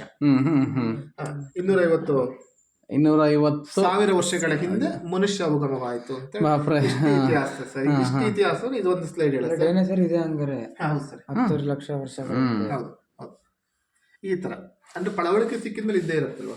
ಇದ್ದೇ ಇರುತ್ತೆ 100%, ಅದ್ರಲ್ಲೇನು ಡೌಟ್ ಇಲ್ಲ. ಅದಕ್ಕಾಗಿ ಸರ್ ಇದನ್ನ ಆಮೇಲೆ ಇಷ್ಟೊಂದು ಮಕ್ಕಳುಗಳಿಗೆ ಇಷ್ಟೊಂದು ಬೇಸಿಕ್ ಇಷ್ಟು ನೋಡ್ರಿ ಒಂದೇ ಸೈಡ್ ಒಳಗೆ ಇದು ಪೂರ್ತಿನಾಗ ಗೊತ್ತಾಗ್ಬಿಡುತ್ತಲ್ಲ. ಇದು ನೋಡ್ಲಿಕ್ಕೆ ಒಂದು ಆಕರ್ಷಣೆಗೆ ಡಿಸೈನಿಕ್ ಆಗಿದೆ, ಬಟ್ ಆಕರ್ಷಕವಾಗಿದೆ. ಅದನ್ನ ಮತ್ತೆ ಇವು ಸ್ಲೈಡ್ಗಳನ್ನ ನೀಟಾಗಿ ಓದ್ಕೊಂಡ್ರೆ ಅವ್ರು ಸ್ವಲ್ಪ ಅದು ಮತ್ತೆ ಗೂಗಲ್ ಮಾಡ್ಕೋಬಹುದು ಬಿಡಿ, ಅವರು ಕೂತ್ಕೊಳುತ್ತೆ. ನೆಕ್ಸ್ಟ್ ಅವ್ರಿಗೆ ಪಠ್ಯದಲ್ಲಿ ಇವುಗಳು ಬಂದಾಗ ನಾ ಇಂತಲ್ಲಿ ನೋಡಿದ್ದೆ, ಇದು ಹೌದು ಇಷ್ಟು ಈ ಟೈಮಲ್ಲಿ ಬಂದಿದ್ದ, ಇದು ಹೆಚ್ಚಿನ ವಿಚಾರಗಳು ಅದರಲ್ಲಿ ಅವ್ರಿಗೆ ಇಂಟ್ರೆಸ್ಟ್ ಕುತೂಹಲ ಹುಟ್ಟಕ್ಕೆ ಆಟೋಮೆಟಿಕ್ಲಿ ಬೇರೆ ಬೇರೆ ಬುಕ್ಗಳನ್ನು ಓದಲಿಕ್ಕೆ ಸ್ಟಾರ್ಟ್ ಮಾಡ್ತಾರೆ ಹೈಯರ್ ಸ್ಟಡೀಸಿಗೆ ಹೋದಾಗ. ನಮ್ಮ ಬ್ರಹ್ಮಾಂಡದ ಕಲ್ಪನೆ, ನಮ್ಮ ಬ್ರಹ್ಮಾಂಡ ಈ ತರ ಇರ್ಬೋದು, ಇದೆ ಅಂತ ಒಂದು. ಓಕೆ ಓಕೆ, ಅದು ನೋಡಿದೀವಲ್ಲ ಮುಂಚಿನ ಚಿತ್ರ ಫಿಲಮ್ಗಳೆಲ್ಲ ಅದೇ ತರನೇ ಅದು ಇದೆ. ಆಕ್ಚುಲಿ ಅದೇ ತರನೇ ಇರುತ್ತೆ, ಅದು ದೂರದಿಂದ. ಆಮೇಲೆ ಇಲ್ಲಿ ಬ್ರಹ್ಮಾಂಡದಲ್ಲಿ ಭೂಮಿ, ನಮ್ಮ ಬ್ರಹ್ಮಾಂಡದಲ್ಲಿ ಭೂಮಿ ಯಾವ ತರ ಇದೆ, ಆಮೇಲೆ ಸೌರಮಂಡಲದ ಹೊರ ಪ್ರಪಂಚ ಹೊರಗಡೆ ಯಾವ ತರ ಇದೆ, ಆಮೇಲೆ ಕ್ಷೀರಪಥ ನಕ್ಷತ್ರ ಪುಂಜಗಳು ಯಾವ ತರ ಇದಾವೆ, ಆಮೇಲೆ ಲಾನಿಯ ಮಹಾ ನಕ್ಷತ್ರ ಪುಂಜ ಸಮೂಹಗಳು, ಆಮೇಲೆ ಈ ಕಡೆ ಸ್ಥಳೀಯ ನಕ್ಷತ್ರ ಪುಂಜಗಳು ಯಾವ್ಯಾವ ಸರ್, ಸೂರ್ಯನಿಗೆ ಹತ್ತಿರವಾದ ನಕ್ಷತ್ರಗಳು ಯಾವ್ದು, ಹತ್ತಿರದ ಸೂರ್ಯನ ನಕ್ಷತ್ರಗಳು ಯಾವ್ದು, ಸೌರಮಂಡಲದಲ್ಲಿ ಒಳ ಪ್ರಪಂಚ ಯಾವ ತರ ಇದೆ, ಹೊರ ಪ್ರಪಂಚ ಒಳ ಪ್ರಪಂಚ ಈ ತರ ಹಿಂಗ್ ಬರ್ತದೆ. ಆಮೇಲೆ ಭೂಮಿಯನ್ನು ನಾವು ಯಾವ ತರ ಅಳತೆ ಮಾಡ್ಬೋದು, okay okay measurement of earth ಇದು ಓಕೆ ಈ ಥರ. ಅದ್ಭುತ ಸರ್ ಒಬ್ಬ ಸೈಂಟಿಸ್ಟ್ ಹುಟ್ಟಾಕ್ಬೋದು ಇವರು ನಿಮ್ಮ ಜಾಗಕ್ಕೆ ಬಂದರೆ. ಆಮೇಲೆ ಸರ್ ಇದು ಕ್ಷೀರಪಥ ನಕ್ಷತ್ರ ಪುಂಜದಲ್ಲಿ ನಮ್ಮ ಸೌರಮಂಡಲ ಯಾವ ತರ ಇದೆ ಅಂತ ಹೇಳಿ ಡಿಸ್ಟೆನ್ಸ್. ಆಮೇಲೆ ಇದು ನಮ್ಮ ಸೌರವ್ಯೂಹದಲ್ಲಿ ಸೂರ್ಯನಿಗೆ ಹತ್ತಿರವಾದ ಗ್ರಹಗಳಾದ ಅದರಿಂದ ಅದಕ್ಕೆ ಎಷ್ಟು ಕಿಲೋಮೀಟರ್ ಡಿಸ್ಟೆನ್ಸ್, ಎಷ್ಟು ಮಿನಿಟ್ಸ್ ಅದರಿಂದ ಹೊರಟ ಬೆಳಕಿನ ಇದು ಕಿರಣಗಳು ಈ ಗ್ರಹ ಸೂರ್ಯನಿಂದ ಹೊರಟ ಬೆಳಕಿನ ಎಷ್ಟು ನಿಮಿಷ ಬಂದು ತಲುಪುತ್ತೆ, ಪ್ರತಿಯೊಂದು ಡೀಟೇಲ್ಸ್ ಸರ್ ಇದು serial step by step wise. ಬಾಪ್ರೆ. ಆಮೇಲೆ ಸರ್ ಇದು ನಮ್ಮ ಭೂಮಿಯ ಅನ್ಯ ಭೂಮಿ ಅಂತ ಹೇಳಿ ಬರುತ್ತಲ್ಲ, ಅದ್ರ ಬಗ್ಗೆ ಸರ್ ಡೀಟೇಲ್ಸ್ ಇದೆ. ಅನನ್ಯ ಭೂಮಿ ಅಂದ್ರೆ ಬೇರೆ ಅರ್ಥಗಳೇನಿದೆಯಲ್ಲ ಅದ್ರ. ಆಮೇಲೆ ಭೂಮಿಯ ರಚನೆ ಯಾವ ತರ ಇದೆ ಅಂತ ಹೇಳಿ ನಾವು ಪಠ್ಯದಲ್ಲಿ ಈಗ ಓದಿರ್ತಕ್ಕಂಥದ್ದು ಏನಪ್ಪಾ ಅಂದ್ರೆ ಭೂಗೋಳ, ಜಲಗೋಳ, ಶಿಲಾಗೋಳ. ಅದನ್ನ ಬಿಟ್ಟು ಎಷ್ಟು ತರ ಇದಾವೆ, ಕವಚ ಬರುತ್ತೆ, ಮೇಲ್ಪದರ ಬರುತ್ತೆ, ಶಿಲಾಗೋಳ ಬರುತ್ತೆ, ಗೋಳ ಬರುತ್ತೆ, ಇದು ಕವಚ ಬರುತ್ತೆ, ಭೂಗರ್ಭ ಹೊರಭಾಗ, ಭೂಗರ್ಭದ ಒಳಭಾಗ. ಈ ತರ ಒಂದು ಮರ ಸಿಡಿದಾಗ ಹೇಗೆ ಜಲಮುಕುಲ ಮತ್ತೆ ಅದೇ ತರ ಇದ್ರೆ ಭೂಮಿನೂ ಆ ತರ ನಮ್ಮ ಮನುಷ್ಯನ ದೇಹ ಚರ್ಮ, ಅದೇ ಅದೇ ಅದೇ ಮೂಳೆ, ಮಾಂಸ. ಆಮೇಲೆ ನಮ್ಮ ಸುಂದರವಾಗಿ ಕಾಣ್ಲಿಕ್ಕೆ ಏನೆಲ್ಲ ಇದಾವೆ. ಆಮೇಲೆ ನಮ್ಮದು ವೆಸ್ಟರ್ನ್ ಘಾಟ್ಸ್, ಈಗ ನಮ್ಮ ಗುಜರಾತ್ ಸೂರತ್ನಿಂದ ತಮಿಳುನಾಡಿನ ಕರಾವಳಿ ಭಾಗದವರೆಗೂ ವೆಸ್ಟರ್ನ್ ಘಾಟ್ಸ್ ಅಂತ ಏನ್ ಬರುತ್ತೆ. ಆಮೇಲೆ ಸರ್ ಇದು ವಾಯುಮಂಡಲ ನಾವು ಚಿಕ್ಕಮಂಗ್ಳೂರಿಂದ ಅಲ್ಲ ಕೊಡ್ಚಾದ್ರಿ. ಆಮೇಲೆ ಇದು ಈ ತರ ಬರುತ್ತೆ ಸರ್ ವಾಯುಮಂಡಲ, ನಕ್ಷತ್ರಗಳು, ಫ್ಲೈಟ್ಗಳು ಯಾವ್ಯಾವುದು ಎಲ್ಲೆಲ್ಲಿ ಹಾರತ್ತೆ, ಅವಾಗ ಎಷ್ಟು ಡಿಗ್ರಿ ಸೆಲ್ಸಿಯಸ್ ಹೀಟ್ ಕೋಲ್ಡ್ ಇರುತ್ತೆ, ಎಷ್ಟು ಹೈಟ್ ಅಲ್ಲಿ ಹಾರ್ತವೆ. ನೆಕ್ಸ್ಟ್ ನಮ್ದು ಅಂತಾರಾಷ್ಟ್ರೀಯ ಬಾಹ್ಯಾಕಾಶ ಸ್ಟೇಷನ್ ಎಲ್ಲಿ ಬರುತ್ತೆ, ಅದರಿಂದ ಮೇಲ್ಪದರಕ್ಕೆ ಮತ್ತೆ ಯಾವ್ಯಾವ ಮತ್ತೆ ಮೇಲಕ್ಕೆ ಹೋಗ್ತವೆ, ರಾಕೆಟ್ಗಳು, ಉಲ್ಕಿ ಹಾರಿಸ್ತೀವಲ್ವ ಎಲ್ಲೆಲ್ಲಿ ಹೋಗ್ತವೆ ಅಂತ ಒಂದು ಡೀಟೇಲ್ಸ್.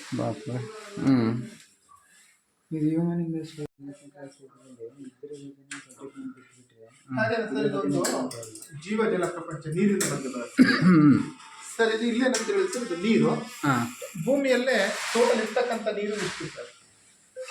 ಅದರಲ್ಲಿ ಸಿಹಿ ನೀರು ಇಷ್ಟು ಸರ್, ನಾವು ಉಪಯೋಗಿಸ್ತಕ್ಕಂಥ ನೀರು ಇಷ್ಟು ಸರ್. ಪರ್ಸೆಂಟೇಜ್ ಈ ಕಡೆ ಬರುತ್ತೆ ಅಷ್ಟೇ ಸರ್. ಇಷ್ಟೇ ನಾವೇನು ನೋಡ್ತಾ ಇದೀವಿ ಆ ಭೂಮಿನಲ್ಲಿ ಒಟ್ಟು ನೀರಿನ ಪ್ರಮಾಣ ದೊಡ್ಡನಿ ಅದರಲ್ಲಿ ಸಿಹಿ ನೀರು ಇಷ್ಟು, ಉಪಯೋಗಿಸ್ತಕ್ಕಂಥ ನೀರು ಇಷ್ಟು. ವಾಟರ್ ಲೈಫ್, ಜೀವಜಲ. ಓಕೆ, ಅದು ಚೆನ್ನಾಗಿ ಕಾಣ್ಲಿಕ್ಕೆ ಸಮುದ್ರ, ದೇವರು ಹೇಗೆ ಸೃಷ್ಟಿ ಮಾಡ್ತಾ ಹೋಗಿದ್ದಾನೆ ಅಂತ.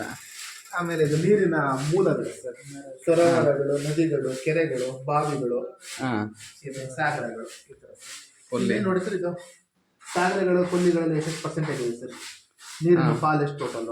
ಆಮೇಲೆ ಸಿಹಿ ನೀರಿನ ಪಾಲ್ ಎಷ್ಟು, ಇದು ಸಿಹಿ ನೀರಿನ ಪಾಲ್ ಎಷ್ಟು, ಉಪ್ಪು ನೀರಿನ ಪಾಲ್ ಎಷ್ಟು, ಈ ತರ. ಆಮೇಲೆ ವಾಟರ್ ಸೈಕಲ್ ನಮ್ಗೆ ಗೊತ್ತಿರೋದೇನಂದ್ರೆ ಮಳೆ ಬರುತ್ತೆ, ಮೋಡ ಆಗತ್ತೆ, ಮತ್ತೆ ಮಳೆ ಬರುತ್ತೆ. ಅದು ಬಿಟ್ಟು ಎಷ್ಟು ಸ್ಟೆಪ್ಗಳಿದೆ ಸರ್ ಇಲ್ಲಿ.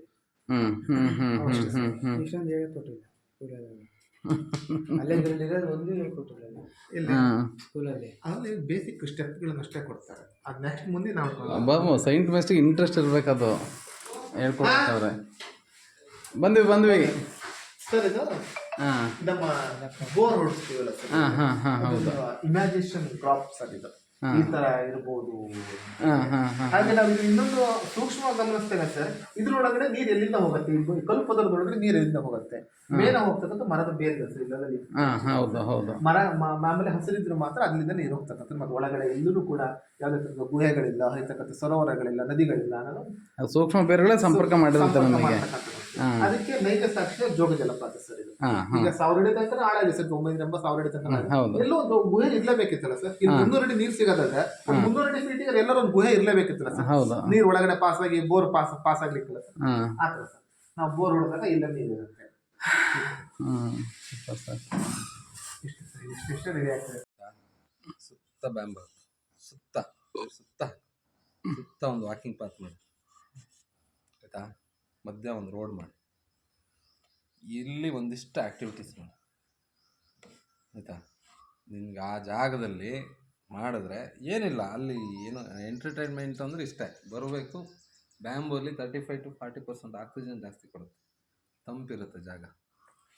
ನಿನಗೇನಿಲ್ಲ ಬಂದರೆ ಅಂದರೆ ಒಂದು ಕಾಟೇಜ್ ಥರ ಒಂದು 4-5 ಕಾಟೇಜ್ ಮಾಡಿದ್ರೆ ಆರಾಮಾಗಿ ಅರ್ನಿಂಗ್ಸ್ ಆಗುತ್ತೆ. ಹೌದು, ನಿಜ ನಿಜ. ಆಮೇಲೆ ಬ್ಯಾಂಬೂ ಇಂದ ನಿನಗೆ ಆದಾಯನೂ ಬರುತ್ತೆ, ಇದು ಬರುತ್ತೆ. ಇಲ್ಲಿ ನಮ್ಮ ಜೀವಂತ ಮಣ್ಣು ಯಾವ ತರ ಬರುತ್ತೆ, ಭೂಮಿಯ ಜೀವರಾಶಿ. ಜೀವರಾಶಿಗಳು ಯಾವ ಇದಾವೆ.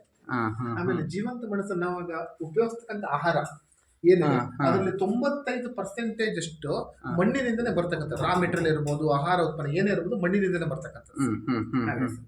ಆಮೇಲೆ ಮಣ್ಣಿನ ಬೇರುಗಳಲ್ಲಿ ಯಾವ ತರ ಇರುತ್ತೆ, ಯಾವ ತರ ಕೀಟಗಳು ಬರ್ತವೆ ಮಣ್ಣಲ್ಲಿ, ಮಣ್ಣೊಂದು ಫಲವತ್ತತೆ ಆಗ್ಲಿಕ್ಕೆ ಎಲ್ಲವೂ ಸಹಕಾರಿ, ಮಣ್ಣಿನ ಫಲವತ್ತತೆ. ಓಕೆ. ಹಾಂ, ಜೀವಂತ ಮಣ್ಣು, ಲಿವಿಂಗ್ ಸಾಯಿಲ್, ಹೇಗೆ ಅದಕ್ಕೆ 40% ಖನಿಜ, 20% ವಾಟರ್, ಅಲ್ಲಿ 5% ಜೈವಿಕ ಪದಾರ್ಥ, 25% ಗಾಳಿ. ಸಾರಯುಕ್ತ ಮಣ್ಣಿನ ರಚನೆ ಹೇಗೆ ಅಂದ್ರೆ ಇಷ್ಟು ಬೇಕಾಗುತ್ತೆ. ಹಾಂ ಹಾಂ ಹಾಂ. ಸ್ಟೆಪ್ ವೈಸ್ ಮರದ ಬೇರುಗಳಲ್ಲಿ ಯಾವ ಥರ ಬರುತ್ತೆ. ಸೂಪರ್. ಯಾವ ಥರ ಇದೆ ಈ ಕೊಳೆ ವಸ್ತುಗಳು, ಸತ್ತು ವಸ್ತುಗಳನ್ನು ಕೊಳತು ಜೀವಿಗಳಿಗೆ ಆ ಥರ ಪೋಷಕಾಂಶ ತಗೊಳುತ್ತೆ. ಮರದ ಬೇರುಗಳಲ್ಲಿ ಯಾವ ಥರ ಎಸ್ ಅಂದ್ರೆ ಐದು ಬರುತ್ತೆ, ಸೆಲ್ಫಿನಿಕ್ಕು. ಹೌದೌದೌದು, ಖನಿಜಾಂಶಗಳೆಲ್ಲ ಏನೇನು ಬೇಕು, ಪೋಷಕಾಂಶಗಳು ಕೋಡ್ ವರ್ಡಲ್ಲಿದೆ. ಹಾಂ, ಅದು ಗೊತ್ತಾಗುತ್ತೆ. ಓಕೆ. ಹಾಂ, ಅಲ್ಲ ನೋಡೋಕ್ಕೂ ಮೊಸಳೆ ಥರನೇ ಇದೆ. ಇದು ಲಿಸರ್ಡ್ ಜೊತೆಗೆ ಸೇರುತ್ತಾನೆ, ಲೇರ್ ಕ್ರೊಕೊಡೈಲ್ಸ್. ಮತ್ತೆ ಇದು ಇಲ್ಲಿ ಕಪ್ಪೆ ಮರಿ ಅಂತ ಬರುತ್ತೆ. ಕಪ್ಪೆ ಮರಿ, ಗೊಜ್ಮಟ್ಟೆ ಅಂತೀವಲ್ಲ, ಅವೇನೇ ಬಾಲ ಅಷ್ಟೇ. ಗೊಜ್ಮಟ್ಟೆ ನೋಡಿದ್ಯಲ್ವಾ, ಬಾಲ ಇರುತ್ತೆ, ಬಾಲನೇ ಇರುತ್ತೆ, ಕ್ರಮೇಣ ಬಾಲ ಇರುತ್ತೆ. ಅವು ಪುಟಿಲಿಕ್ಕೆ ದಪ್ಪವಾಗಿ ಪುಟಿಲಿಕ್ಕೆ ಹಾರತ್ತಲ್ಲ ಅವಾಗ ಆರುವ ಇದು ಓತಿಕೆ ಇವಾಗ ಇವತ್ತಿನ ಕಾಲದಲ್ಲಿ ಇದು ತುಂಬಾ ಇದು ನಮ್ಮ ಇವ್ರ ಕಥೆನಲ್ಲಿ ಬರುತ್ತೆ. ಮೆಡಿಸಿನ್ನಿಗೆ ಹೋಗುತ್ತೆ, ಇಲ್ಲ ನಾಳ ಬರುತ್ತೆ, ಈ ಪ್ಯಾರಾಲಿಸಿಸ್ ಇರ್ಬೋದು ಮತ್ತೊಂದು ರೋಗಗಳಿಗೆ ಆಯುರ್ವೇದಿಕ್ ಮೆಡಿಸಿನ್ಗೆ ಹೋಗುತ್ತೆ. ಸೊ ಹಂಗಾಗಿ ಇದನ್ನ ತೆಗೆದ್ರು, ಸಂಪೂರ್ಣವಾಗಿ ತೆಗೆದೆಲ್ಲ. ಅಲ್ಲ ಇದರಲ್ಲಿ ಪದ್ಮಾವತಿ ದೇವಸ್ಥಾನ ಇದೆಲ್ಲ ಕೆಲವೊಂದು ಕಡೆ ವೆಸ್ಟರ್ನ್ ಘಾಟ್ಲಿ ಸಿಗುತ್ತೆ ನಮಗೆ. ಇದು ಹಲ್ಲಿ ಓತಿಕೆ ಆ ಥರ ಹಲ್ಲಿ ಸರ್. ಇದು ಉಟ್ಕೊಂಡಿದೆ ಸರ್. ಇದ್ರ ಯಾವ್ದಾದ್ರು ಒಂದು ಪ್ರಾಣಿ ಇದನ್ನ ಅಟ್ಯಾಕ್ ಮಾಡಕ್ ಬರ್ತಲ್ಲ, ಅದ್ರ ಭಯ ಬಿಡಿಸಕ್ಕೆ ಇದು ಗಂಟೆ ಉಟ್ಕೊಳ್ಳೋದು. ಇವಾಗ ಈ ಭಾಗದಲ್ಲಿ ಇದಾವೆ, ಸ್ವಲ್ಪ ಕಡಿಮೆ ಇದೆ. ಪೇಟೆ ಭಾಗಗಳಲ್ಲಿ ಜಾಸ್ತಿ ಇರುತ್ತೆ, ಈಗ ಭಾಗದಲ್ಲಿ ಕಡಿಮೆ ಆಗಿದೆ. ಹೌದಾ? ಇವುಗಳನ್ನ ಬೆಕ್ಕು ಅಟ್ಯಾಕ್ ಮಾಡ್ತವೆ. ಹೌದು. ಬೆಕ್ಕಿ ಮಾಡುತ್ತೆ, ಬಸವ ನೋಡು, ಜೇಡ, ಆಮೇಲೆ ಕಪ್ಪೆ, ಮರಗಪ್ಪೆ ಅಂತೇಳಿ ಇದೇ ಕಪ್ಪೆ ಸರ್. ಇದ್ರಿಂದ ಅದು ಸೌಂಡ್ ಎಲ್ಲ ಕಡೆ ಕೇಳಿಸುತ್ತಲ್ಲ, ಮಲೆನಾಡ ಭಾಗದಲ್ಲೂ ಗೀರುಂಡೆ. ಅದು 3 ಎಲೆ, 2-3 ಎಲೆ ಮುಂದ್ಗಡೆ ಅದು ಎಲೆ ಅಡಿಗಡೆ ಕೂತಿರುತ್ತದು. ಈ ಎಲೆ ಅಡಿಗಡೆಗೆ ತುದಿ ಭಾಗದಲ್ಲಿ ಕೂತಿರ್ತದೆ, ಬಗ್ಗಿರತ್ತಲ್ಲ, ಕಾಣಿಸೋದಿಲ್ಲ, ಸೌಂಡ್ ಒಂದು ಬರ್ತಾ ಇರತ್ತೆ. ಪರೀಕ್ಷೆ ಮಾಡಿ ಹುಡ್ಕಿದ್ವಿ ನಾವಿಲ್ಲಿ. ಸಿಕ್ತು ಕಪ್ಪೆ ಸಿಕ್ತಿದ, ಅದರದ್ದೇ ಫೋಟೋಸ್ ಅದು. ಹೌದಾ? ಇದು ಡ್ಯಾನ್ಸಿಂಗ್ ಫ್ರಾಗ್. ಇದು ಮೇಟಿಂಗ್ ಟೈಮಲ್ಲಿ ಈಗ ಹೆಣ್ಣು ಸಂಗಾತಿಯನ್ನ ಅಟ್ರಾಕ್ಟ್ ಮಾಡ್ಲಿಕ್ಕೋಸ್ಕರ ಡ್ಯಾನ್ಸ್ ಮಾಡುತ್ತೆ ಫ್ರಾಗ್. ಅದು ಕಪ್ಪೆಲ್ಲೂ ಡ್ಯಾನ್ಸ್ ಅಟ್ರಾಕ್ಟ್ ಮಾಡ್ತಕ್ಕಂಥದ್ದು ಬೀಜಗಳಲ್ಲಿ ಕೆಲವೊಂದಿಷ್ಟು ಇಲ್ಲಿದೆ, ಅಲ್ಲಿ ಅವು ಇಷ್ಟು ವೆಸ್ಟರ್ನ್ ಘಾಟ್ಸ್ ಬೀಜಗಳು, ಅವುಗಳಲ್ಲಿ ಇನ್ನೊಂದಿಷ್ಟು ಇದು ಉಪ್ಪಾಗೆ ಇರ್ಬೋದು ಸರ್, ಜೇನಿಗೆ ಇರ್ಬೋದು, ವಾಟೆ ಇರ್ಬೋದು, ಇವುಗಳು ಸರ್. ಇವುಗಳೇನಿದೆ ಸರ್, ಹಿಂದೆ ಈ ಟೈಮಲ್ಲಿ ಹಣ್ಣಾಗ್ತಕ್ಕಂಥದ್ದು. ಇದು ಮಳೆಗಾಲ ಟೈಮಲ್ಲಿ ಹಣ್ಣಾಗತ್ತೆ. ಇದು ಈಗ್ಲೇನೆ ಒಂದು ಸ್ವಲ್ಪ ಟೈಮ್ ಇದು ಮಳೆಗಾಲ ಟೈಮಲ್ಲಿ, ಇದು ಇವಾಗ ಇದು ವಾಟೆ ಸೀಸನ್ ಸರ್. ಇವುಗಳನ್ನ ಅವಾಗ ದನ ಕಾಯ್ಲಿಕ್ಕೆ ಹುಡುಗರುಗಳು ಹೋಗ್ತಾ ಇದ್ರು, ಅವರುಗಳಿಗೆ ದಿನನಿತ್ಯದ ಊಟ ಇದೆ ಸರ್. ಅವಾಗ ದನ ಕಾಯಿ ಹೋಗೋದು ಹೊಟ್ಟೆ ಊಟಕ್ಕಾಗಿ ಹೋಗ್ತಕ್ಕಂಥವ್ರು, ಅವ್ರಿಗೆ ದಿನನಿತ್ಯದ ಊಟ ಸರ್. ಅವ್ರು ದುಡ್ಡು ತಗೊಂತಿರ್ಲಿಲ್ಲ, ಭತ್ತ ಕೊಟ್ಟು ತಗೊಳೋದು, ಅಕ್ಕಿ ಮಾಡಿಸ್ಕೊ ಊಟ ಮಾಡಿರ್ತಾರೆ ಸರ್. ಇದು ರಾಮಪತ್ರ ಅಲ್ಲಿ ತೋರಿಸಿದ್ರಲ್ಲ ಸರ್, ಅದೇ ಸರ್ ಇದು ರಾಮಪತ್ರ ಅಂತ. ಇದು ಮೆಡಿಸಿನಲ್ ವೆರೈಟಿ ಸರ್. ಇದು ಮೇಲ್ಗಡೆ ಪತ್ರೆ ಭಾಗ ಬರ್ತದೆ ಸರ್, ಜಾಪತ್ರೆ ಕೆಂಪು ಬರುತ್ತೆ. ಇದು ಜಾಪತ್ರ, ಇದನ್ನ ಜಾಪತ್ರ ರೀತಿಯಲ್ಲಿ ಯೂಸ್ ಮಾಡ್ಬೋದು. ಇದನ್ನ ಮೇಲ್ಗಡೆ ಪತ್ರನ, ಒಳಗಡೆ ಕಾಯಿ ಬರುತ್ತಲ್ಲ ಸರ್, ಅದು ಮೆಡಿಸಿನ್ ಹೋಗುತ್ತೆ, ಟ್ಯಾಬ್ಲೆಟ್ಸ್ಗೆ, ಎಲ್ಲಾ ತರ ಆಯುರ್ವೇದಿಕ್ ಮೆಡಿಸಿನ್ ಎಲ್ಲದಕ್ಕೂ ಹೋಗುತ್ತೆ, ಟ್ಯಾಬ್ಲೆಟ್ಸ್ ಎಲ್ಲದಕ್ಕೂ ಹೋಗುತ್ತೆ ಸರ್. ಹಾಗೆ ಇದು ಗುಡ್ಡೆಗೇರು ಅಲ್ಲಿ ತೋರಿಸಿದ್ರಲ್ಲ, ಕಪ್ಪು ಮಡಿಕೆಗಳಿಗೆಲ್ಲ ಲೇಯರ್. ಈ ಹಣ್ಣುಗಳನ್ನ ನಾವು ಈಗ ಆಲೆ ಮನೆ ಅದು ಕಾಲ್ ಜ್ವರ ಬಾಯಿ ಜ್ವರ ಬರೋದಲ್ಲ ಹಸುಗಳಿಗೆ, ಅದಕ್ಕೋಸ್ಕರ ಗುಡ್ಡೆಗೆನ ಸುಟ್ಬಿಟ್ಟು ತಿನ್ಸೋರು. ಅದಕ್ಕೆ ನಮ್ದು ಕಿರ್ನಾಲ್ಗೆ ಉದುರದಂತ ಕಿರ್ನಾಲ್ಗೆ, ಅವಾಗ ಇದ್ರದ್ದು ಎಣ್ಣೆ ತೆಗೆದು ಅದನ್ನ ಅಲ್ಲಿ ಒತ್ತಿ ಬಿಟ್ಟಾಗ ಗೋಡಂಬಿ ತಿನ್ಬೋದು. ಇದನ್ನ ಒಳಗಡೆ ವೈಟ್ ಇರುತ್ತೆ, ತಿನ್ಬೋದು. ಇದು ಪನ್ನೀರ್ ಪುಡಿ ಕೋಕಮ್, ಹಾಂ ಹಾಂ ಅದು ಹೆಬ್ಬಲ್ಸ್. ಅದು ಅಡುಗೆ ಈ ಬಳಸುವಂಥದ್ದಲ್ಲ. ಹಣ್ಣು ಇರುತ್ತಲ್ಲ ಸರ್ ಇದು, ನಾವು ಆಲೆ ಮನೆ ಟೈಮ್ ಅಲ್ಲ ಸರ್, ಆಲೆ ಮನೆ ಟೈಮ್ ಹಣ್ಣು ಆಗ್ತಕ್ಕಂಥದ್ದು ತಗೊಂಡು ಹಿಡಿ ಸುರಿಯೋದು, ಬೆಲ್ಲ ಕೊತ್ತ ಕುದಿತು, ಒಂದು 10 ನಿಮಿಷ ಡಿಪ್ ಮಾಡಿ ಒಂದು ಸೈಡ್ ಇಟ್ಬಿಡೋದು. ಇಟ್ಮೇಲೆ ಆಮೇಲೆ ನಮಗೆ ತಡೆದು ಇಲ್ಲಿ ಆಲೆ ಆಡಿಸ್ತಿರಲ್ಲ ನೀವು ಎಲ್ಲರೂ ನಮ್ಗೆ ಯಾವಾಗ ಬೇಕೋ ಅವಾಗ ತಿಂತಿ ಹಣ್ಣು ತಿಂತಾ ಇರೋದು. ಬೆಲ್ಲದೊಳಗೆ ಒಂದು ಆಸಿಡ್ ಅಂಶ ಹೊರಗಡೆ ಹೋಗುತ್ತೆ, ಸ್ವೀಟ್ ಬರುತ್ತೆ, ಹಾಗೆ ಒಗರಿರುತ್ತೆ, ಸ್ವೀಟ್ ಬರುತ್ತೆ. ಇದು ಹಲಿಗೆ, ಇದು ಕಾನ್ ತುಂಬ್ರಣ್ಣು. ಈ ತುಂಬ್ರಣ್ಣು ಕಣ್ಣಿಗೆ ತುಂಬಾ ಒಳ್ಳೇದು. ತುಂಬ್ರಿ ಹಣ್ಣು ಅಲ್ಲ. ಇದು ಹಲಿಗೆ. ಇವಾಗ ಹಿಂದಿನ ಕಾಲದ ಮಕ್ಕಳಿಗೆ ಇದು ತುಂಬಾ ಅನುಕೂಲ ಆಗ್ತಾ ಇತ್ತು. ಇವತ್ತಿನ ಕಾಲದಲ್ಲಿ ಈ ಗಿಡವೇ ನಶಿಸಿ ಹೋಗಿದೆ. ಇದು ಕೆಲವೊಂದು ಭಾಗದಲ್ಲಿ ಬಿಟ್ಟರೆ ಹಲಿಗೆ ಹಣ್ಣು ತುಂಬಾ ಹುಳಿ, ಬಟ್ ಇದು ಬಾಯಿ ಹೊಡೆಯುತ್ತೆ. ಇದನ್ನ ತಿನ್ನಕ್ಕೆ ಮುಂಚೆ ಅಂದ್ರೆ ಬಟ್ಟೆ ನೀಟಾಗಿ ಉಜ್ಜಿ ಅದ್ರ ಮೇಲ್ಗಡೆ ಆಮೇಲೆ ತಿಂತಕ್ಕಂಥದ್ದು. ಅದೊಂದು ಕಲೆ. ಅವಾಗಿನ ಕಾಲದ ಕಲೆ ಸರ್. ಇದು ಕಾಡು ಹಿಪ್ಪೆ, ಹಿಪ್ಪೆ ಎಣ್ಣೆ ಅದೇ ಸರ್. ಹಿಂದೆ ಈ ಭಾಗದಲ್ಲಿ ಒಂದಿಷ್ಟು ಜನ ಕಮ್ಯುನಿಟಿಗಳಿಗೆ ಗೌರಿ ತರ್ತಾ ಇದ್ರು. ಈಗ ಅವಾಗ ಚಕ್ಲಿ ಮಾಡ್ಲಿಕ್ಕೆ ಇದ್ರ ಎಣ್ಣೆ ಅವ್ರಿಗೆ ಬೇಕೇ ಬೇಕಿತ್ತು. ಚಕ್ಲಿ ಕರಿಲಿಕ್ಕೆ ಈ ಎಣ್ಣೆ ಬೇಕೇ ಬೇಕಿತ್ತು. ಅದರದ್ದು ಹಿಪ್ಪೆ ಎಣ್ಣೆ, ಅವಾಗ ಅವರು ಹಿಪ್ಪೆ ಎಣ್ಣೆ ಅದರ ಮೆಡಿಸನ್ ವೆಲ್ ತಾನಾಗೆ ಹೋಗೋದಲ್ಲ ಚಕ್ಲಿ ಮೂಲಕ ಆ ಥರ. ಈ ಎಣ್ಣೆ ಕಂಪಲ್ಸರಿ ಬೇಕೇ ಬೇಕಿತ್ತು. ಬಟ್ ಇವಾಗ ಅದನ್ನ ಯಾರು ಮಾಡ್ತಾ ಇಲ್ಲ ಹಿಪ್ಪೆ ಎಣ್ಣೆ. ಇದು ಮುಳ್ಳು ರೆಡಿಬಲ್ ಆಗಿಲ್ಲ ಅದಾಗ ಆಕ್ಚುಲಿ ಹಿಪ್ಪೆ ಎಣ್ಣೆ ಸರ್. ನಾವೀಗ ಕಾಯಿ ಕೊಬ್ಬರಿನಲ್ಲೇ ಹಚ್ತಾನೆ ಅಂದ್ರೆ ಈಗ ಅದು ನಾವು ಕಮರ್ಷಿಯಲ್ ಆಗಿ ಯಾರಾದ್ರೂ ಇದು ಬೀಜದಿಂದ ಕಲೆಕ್ಟ್ ಮಾಡಿದ ಮೇಲ್ಗಡೆ ಲೇಯರ್ನ ತೆಗೆದು ಅದ್ರ ಬೀಜನ ನಾವು ಶೇಂಗಾಲ ಯಾವ ಥರ ಎಣ್ಣೆ ಮಾಡ್ತಾ ಆ ಥರ ಎಣ್ಣೆ ಮಾಡಿಸ್ತಕ್ಕಂಥದ್ದು ಅಲ್ಲ. ಈಗ ನಾವು ಬೇರೆ ಮೆಡಿಸಿನ್ ಬಾದಾಮಿ ಎಣ್ಣೆ, ಆಲಿವ್ ಆಯಿಲ್ ಅಂತೆಲ್ಲ ಅದು ದೇಶದ ಮಾತಾಡ್ತೀವಿ. ಆಕ್ಚುಲಿ ನಾವು ಮಲೆನಾಡಲ್ಲಿ ಮಾತಾಡ್ಬೇಕಾದ್ರೆ ಇದ್ರ ಬಗ್ಗೆ ಮಲೆನಾಡ ಮೇನ್ ಆಗಿ ಇದ್ರ ಬಗ್ಗೆ ಮಾತಾಡಿ ಅದನ್ನ ಅಟ್ಲೀಸ್ಟ್ ನೀವು ತಿಂದವ್ರು ಬದುಕಿದ್ದಾರೆ, ಖಂಡಿತ ಬದುಕಿದ್ದಾರೆ ಸರ್. ಈಗ್ಲೂ ಇದಾರೆ ಜನ ತಿಂದಿರೋರು, ಅಳುಬ್ರು, ಚಕ್ಲಿ ಮಾಡ್ಕೊಂಡು ತಿನ್ನೋರು 100 ವರ್ಷ ಬದುಕಿದ್ದಾರೆ. ಅಲ್ಲ ಈಗಲೂ ಇದಾರೆ. ಅಂಥವ್ರ ಬಗ್ಗೆ ಅನುಭವಗಳು ತಗೊಂಡು ನಾವು ಅದನ್ನ ಇದು ಮಾಡಿದ್ರೆ ಗೊಣಪೆ ಅಂತ ಹೇಳಿದ್ರೆ ಗೊಣಪೆ ಬಳ್ಳಿ. ಓಕೆ. ಇದು ಮುಳ್ಳಣ್ಣ. ಇವಾಗ ಇದು ನಮ್ಮ ಭಾಗದ ಸಂಪೂರ್ಣ ಸರ್ವನಾಶ ಆಗಿದೆ. ಈಗ ಬೇಲಿಗೆ ಮುಳ್ಳೆತ್ತ ಕತ್ತಿ ಮತ್ತೆ ಗಿಡಗಳು ಗ್ರೋತ್ ಆಗ್ತಾ ಇಲ್ಲ. ಬಟ್ ಈಗ ಸದ್ಯಕ್ಕೆ ನಾವು ಜೋಗದಿಂದ ನಾವು ಕಾರ್ಗಲ್ ಮಾರ್ಗದಲ್ಲಿ ಕೆಳಗಡೆ ಇರ್ತೀವಲ್ಲ, ಅದೊಂದು ಭಾಗದಲ್ಲಿ ಒಂದಿಷ್ಟು ಮಟ್ಟಿಗಳು ಸಿಕ್ತು. ಅಲ್ಲಿ ನಮ್ಮ ಸ್ನೇಹಿತರು ಇದರ ವಾಣಿ ಅಂತ ಹೊಸನಗರದವರು ಅವರು ಹೇಳ್ತಾ ಇದ್ರು ಇಷ್ಟೊಂದು ಹಣ್ಣುಗಳಿತ್ತು ಯಾವ್ದು ಕಾಣಿಸ್ತಾನೆ ತಿನ್ಕೊಂಡ್ ಬರ್ತೀವಿ ಆ ತರ ಸರ್. ಇದು ಸುರಿಗೆ. ಇದು ಕೆಲವೊಂದು ಕಾಡುಗಳಲ್ಲಿ ಕೆಲವೊಂದು ಭಾಗದಲ್ಲಿ ತುಂಬಾ ಸ್ಮೆಲ್. ಸುರಿಗೆ ಮರ ಅಂತಾರಲ್ಲ, ಇದನ್ನ ತಗೊಂಡು ಹಿಂದಿನ ದಿನ ಸಂಜೆ ದಂಡೆಯನ್ನು ಕಟ್ಟಿ ಇದನ್ನ ಸಾಧಾರಣ ಒಂದು ಸಲ ಸುರಿದು ನಾವು ದಂಡೆ ಮಾಡ್ಕೊಂಡ್ರೆ 1 ತಿಂಗಳವರೆಗೂ ಮುಡ್ಕೋಬಹುದು ಸರ್. ಸ್ಮೆಲ್ ಹಾಗೆ ಘಮ ಅಂತಿರತ್ತೆ. 1 ತಿಂಗಳವರೆಗೂ ಮುಡಿಬಹುದು ಸರ್. ಡ್ರೈ ಆದಷ್ಟು ಸ್ಮೆಲ್ ಜಾಸ್ತಿ. ಇದು ಸೀತಾಳೆ. ಸೀತಾಳೆ ಸೀತೆ ಜಡೆ ಸೀತೆ ಒಂದೇ ತರದಲ್ಲಿ 3 ತರ ಕಲರ್ ಬರ್ತದೆ. ಇದು ಬರುತ್ತಲ್ಲ ನೇರಳೆ ಬಣ್ಣ, ಕೆಂದ ಮತ್ತೆ ಪಿಂಕ್ ವೈಟ್. ಇದು ಒಂಥರ ಸರ್. ಇದು ಮೆಡಿಸಿನ್ ವೆರೈಟಿ. ಹಾಸಂಗಿ ಅಂತಾರೆ, ಕೋಣನ ಕೋಡು ಅಂತ ಹೇಳಿ ಕರೀತಾರೆ. ಕೋಣನ್ ಕೋಡು ಕೋಣನ ಕೋಡು, ಮುಳ್ಳು ಸಂಪಿಗೆ, ಇದನ್ನ ಕುರ್ಚಲ ಗಿಡಗಳು, ಚೊಗಚೆ ಗಿಡ. ಅದು ನಮ್ಮ ಎಲೆಯನ್ನ ಚಟ್ನಿ ಮಾಡ್ಕೊ ತಿಂತಾರೆ. ಹೌದು, ತಾಳೆ ತಂಬುಳಿ ಗಿಂಬಳೆಲ್ಲ ಮಾಡ್ಬೋದು. ಬಟ್ ಇದೆ ಅಂತಿಲ್ಲ ಈ ಭಾಗದ್ದೇ ಫೋಟೋಸ್ ತೆಗೆದಿರ್ತಕ್ಕಂಥ ಲೋಕಲ್. ಓಕೆ. ಬಿದಿರು ಮಂಡಲ ಅಂತಾನೆ ಒಂದು ಇದೆಯಾ? ಹೌದು ಸರ್. ಬಿದಿರು ಮಂಡಲ, ಕೊಳಕು ಮಂಡಲ. ಅಂದ್ರೆ ಬಿದಿರಿನಲ್ಲಿ ಜಾಸ್ತಿ ಇರುತ್ತೆ ಅಂತಲ್ಲ, ಅದಕ್ಕೋಸ್ಕರ ಹೇಳೋದ? ಆ ತರ ಅಲ್ಲ ಸರ್. ಇದು ಕಲರಿಂಗ್ ಸರ್. ಇದು ಶೇಡ್ ಗ್ರೀನ್ ಕಲರ್ ಶೇಡ್ ಬರುತ್ತೆ. ಪ್ಲಸ್ ಸ್ವಲ್ಪ ಬಿದಿರು ಎಲೆ. ಏನಾಗಿದೆ ಅಂದ್ರೆ ಬಿದಿರು ಹಾಕೋರು ನಾನು ಸುಮಾರು ಜನಕ್ಕೆ ಈಗ ಡಿಸ್ಕಷನ್ ನಡೀತಿದೆ ಒಂದು ವಾರದಿಂದ. ಬಿದಿರು ಬೆಳೆದ್ ಬಿಟ್ರೆ ಅವು ಬರುತ್ತೆ, ಬಿದಿರು ಬೆಳೆದ್ರೆ ಅವು ಬರುತ್ತೆ ಅಂತ ಹೇಳಿ. ಖಂಡಿತ ಸುಳ್ಳು ಸರ್. ಸುಳ್ಳದು? ಸುಳ್ಳು, ಖಂಡಿತ ಸುಳ್ಳು ಸರ್. ಯಾಕಂದ್ರೆ ನಿಮ್ನ ಮೇಲ್ಗಡೆ ನೈಜತೆ ತೋರಿಸ್ತೀನಿ. ಯಾವ ರೂಪದಲ್ಲಿ ಹಾವು ಹುಕ್ಕಡುತ್ತೆ ನಂಗೆ ಅವ್ರು ಹೇಳ್ಬೇಕು. ಅದರಲ್ಲಿ ಮೇಲ್ಗಡೆ ನಾವು ಮಾಡಿದ್ರೆ ತೋರಿಸ್ತೀನಿ. ಹಾಗೆ ನಮ್ಮಲ್ಲೂ ಕೂಡ ಸುಮಾರು ಜನ ಬಿದ್ರ ಬಗ್ಗೆ ಪ್ರಮೋಷನ್ ಮಾಡ್ತಾ ಇದ್ದಾರೆ. ಬಿದಿರು ನಮ್ಮಲ್ಲೂ ಇದೆ, ಅದನ್ನ ತೋರಿಸ್ತೀನಿ. Super sir. ಹಾಗೆ ಸರ್. ಇದು ಬಿದಿರು ಮಂಡಲ, ಕೊಳಕು ಮಂಡಲ, ಇವೆರಡು ಸೇಮ್ ವಿಷಕಾರಿ ಹಾವುಗಳೇ. ಸೇಮ್ ಬೈಟ್ ಮಾಡಿದ್ರೆ ರಫಲ್ ಸ್ನೇಕ್ ಅಂತ ಏನ್ ಕರೀತಾರೆ, ಅವು ಸೇಮ್ ಸರ್ ಇವೆರಡು. ಆತರ ಸೌಮ್ಯ ಬೆಕ್ಕಿನ ಕಣ್ಣಿನ ಹಾವು ಅಂತ ಕಣ್ಣುಗಳು ಬೆಕ್ಕಿನ ತರ ಕಣ್ಣುಗಳು ಕಣ್ಣ. ಹಾಗೇನೆ ಸರ್ ಇದು ಬರುತ್ತೆ ಸರ್ ಹಪ್ಟೆ ಹಾವು, ಸರ್ ಹವಳದ ಹಾವು ಅಂತ ಕನ್ನಡಿ ಹಾವು ಅಂತೀವಲ್ಲ. ಕನ್ನಡಿ ಹಾವು ಬೇರೆ ಸರ್. ಕನ್ನಡಿ ಹಾವು ಇದಕ್ಕೂ ಕನ್ನಡಿ ಹಾವು, ಇದಕ್ಕೆ ಕನ್ನಡಿ ಹಾವು, ಇದಕ್ಕೆ ಕನ್ನಡಿ ಹಾವು. ಹೌದೌದು. ಇವೆರಡು ಸೇಮ್ ಬರುತ್ತೆ ಸರ್. ಹಪ್ಟ ಹಾವು ಇದು ಈ ತರ ಸರ್. ಆಮೇಲೆ ಇದು ಕುತುಪಟ್ಟೆ ಬೆಕ್ಕಿನ ಹಾವು ಅಂತ ಹೇಳ್ತಾರೆ, ಸೌಮ್ಯ ವಿಷಕಾರಿ ಅಂತ ಸೇಮ್ ಬರುತ್ತೆ. ಇದು ಡಿಫ್ರೆಂಟ್ ಸರ್. ಮತ್ತೆ ಇದು ಡಿಫ್ರೆಂಟ್ ಸರ್. ಎರಡು ಬೇರೆ ಬೇರೆ ಸರ್. ಇದು ಬೇರೆ ಬೇರೆ ಮತ್ತೆ ಎರಡು ಒಂದೇ ಅಲ್ಲ. ಅದರಲ್ಲಿ ಸ್ವಲ್ಪ 2 ವೆರೈಟಿ ಬರುತ್ತೆ. ಹಾಗಾಗಿ ಆಮೇಲೆ ಸರ್ ಇದು ಕಂದು ಬಳ್ಳಿ ಹಾವು ಅಂತ ಹೇಳಿ ಕರೀತಾರೆ.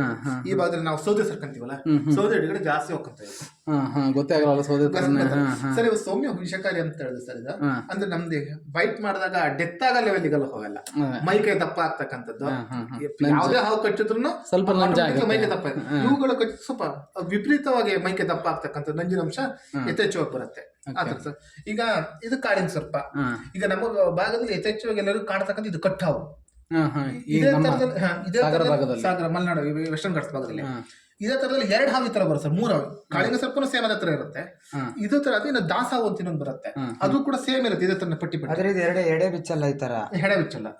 ಅದು ಇದು ಈ ಪ್ರಭೇದಕ್ಕೆ ಸೇರಿದೆ ಹಾವು. ಇದು ಕೂಡ ಸಿಕ್ಕಾಪಟ್ಟೆ ಡೇಂಜರು, ಸಿಕ್ಕಾಪಟ್ಟೆ ಇದ್ರ ಯಾಕಂದ್ರೆ ಇದು ಹಲ್ಲು ತುಂಬಾ ಸಣ್ಣ, ಕಟ್ಟಕ್ಕಂತ ತುಂಬಾ ಸಣ್ಣ. ಕಚ್ಚಿದ ತಕ್ಷಣ ಅದು ಗೊತ್ತಾಗಲ್ಲ, ಏನೋ ಮುಳ್ಳು ತರಿಸಿದೆ ಏನೋ ಒಂದು ಆಗತ್ತೆ. ಆಮೇಲೆ ರಾತ್ರಿ ಮಲಗಿದಾಗ ಹಾರ್ಟ್ ಬೀಟ್ ಎಲ್ಲ ಸ್ಟಾಪ್ ಆಗಿ ಹಾಗೆ ಹೋಗ್ಬಿಡುತ್ತೆ. ಸೊ ಕಚ್ಚಿದಾಗ ಅಷ್ಟು ಗೊತ್ತಾಗೋದಿಲ್ಲ, ಹಾಗಾಗಿ ತುಂಬಾ ಡೇಂಜರ್ ಇದು.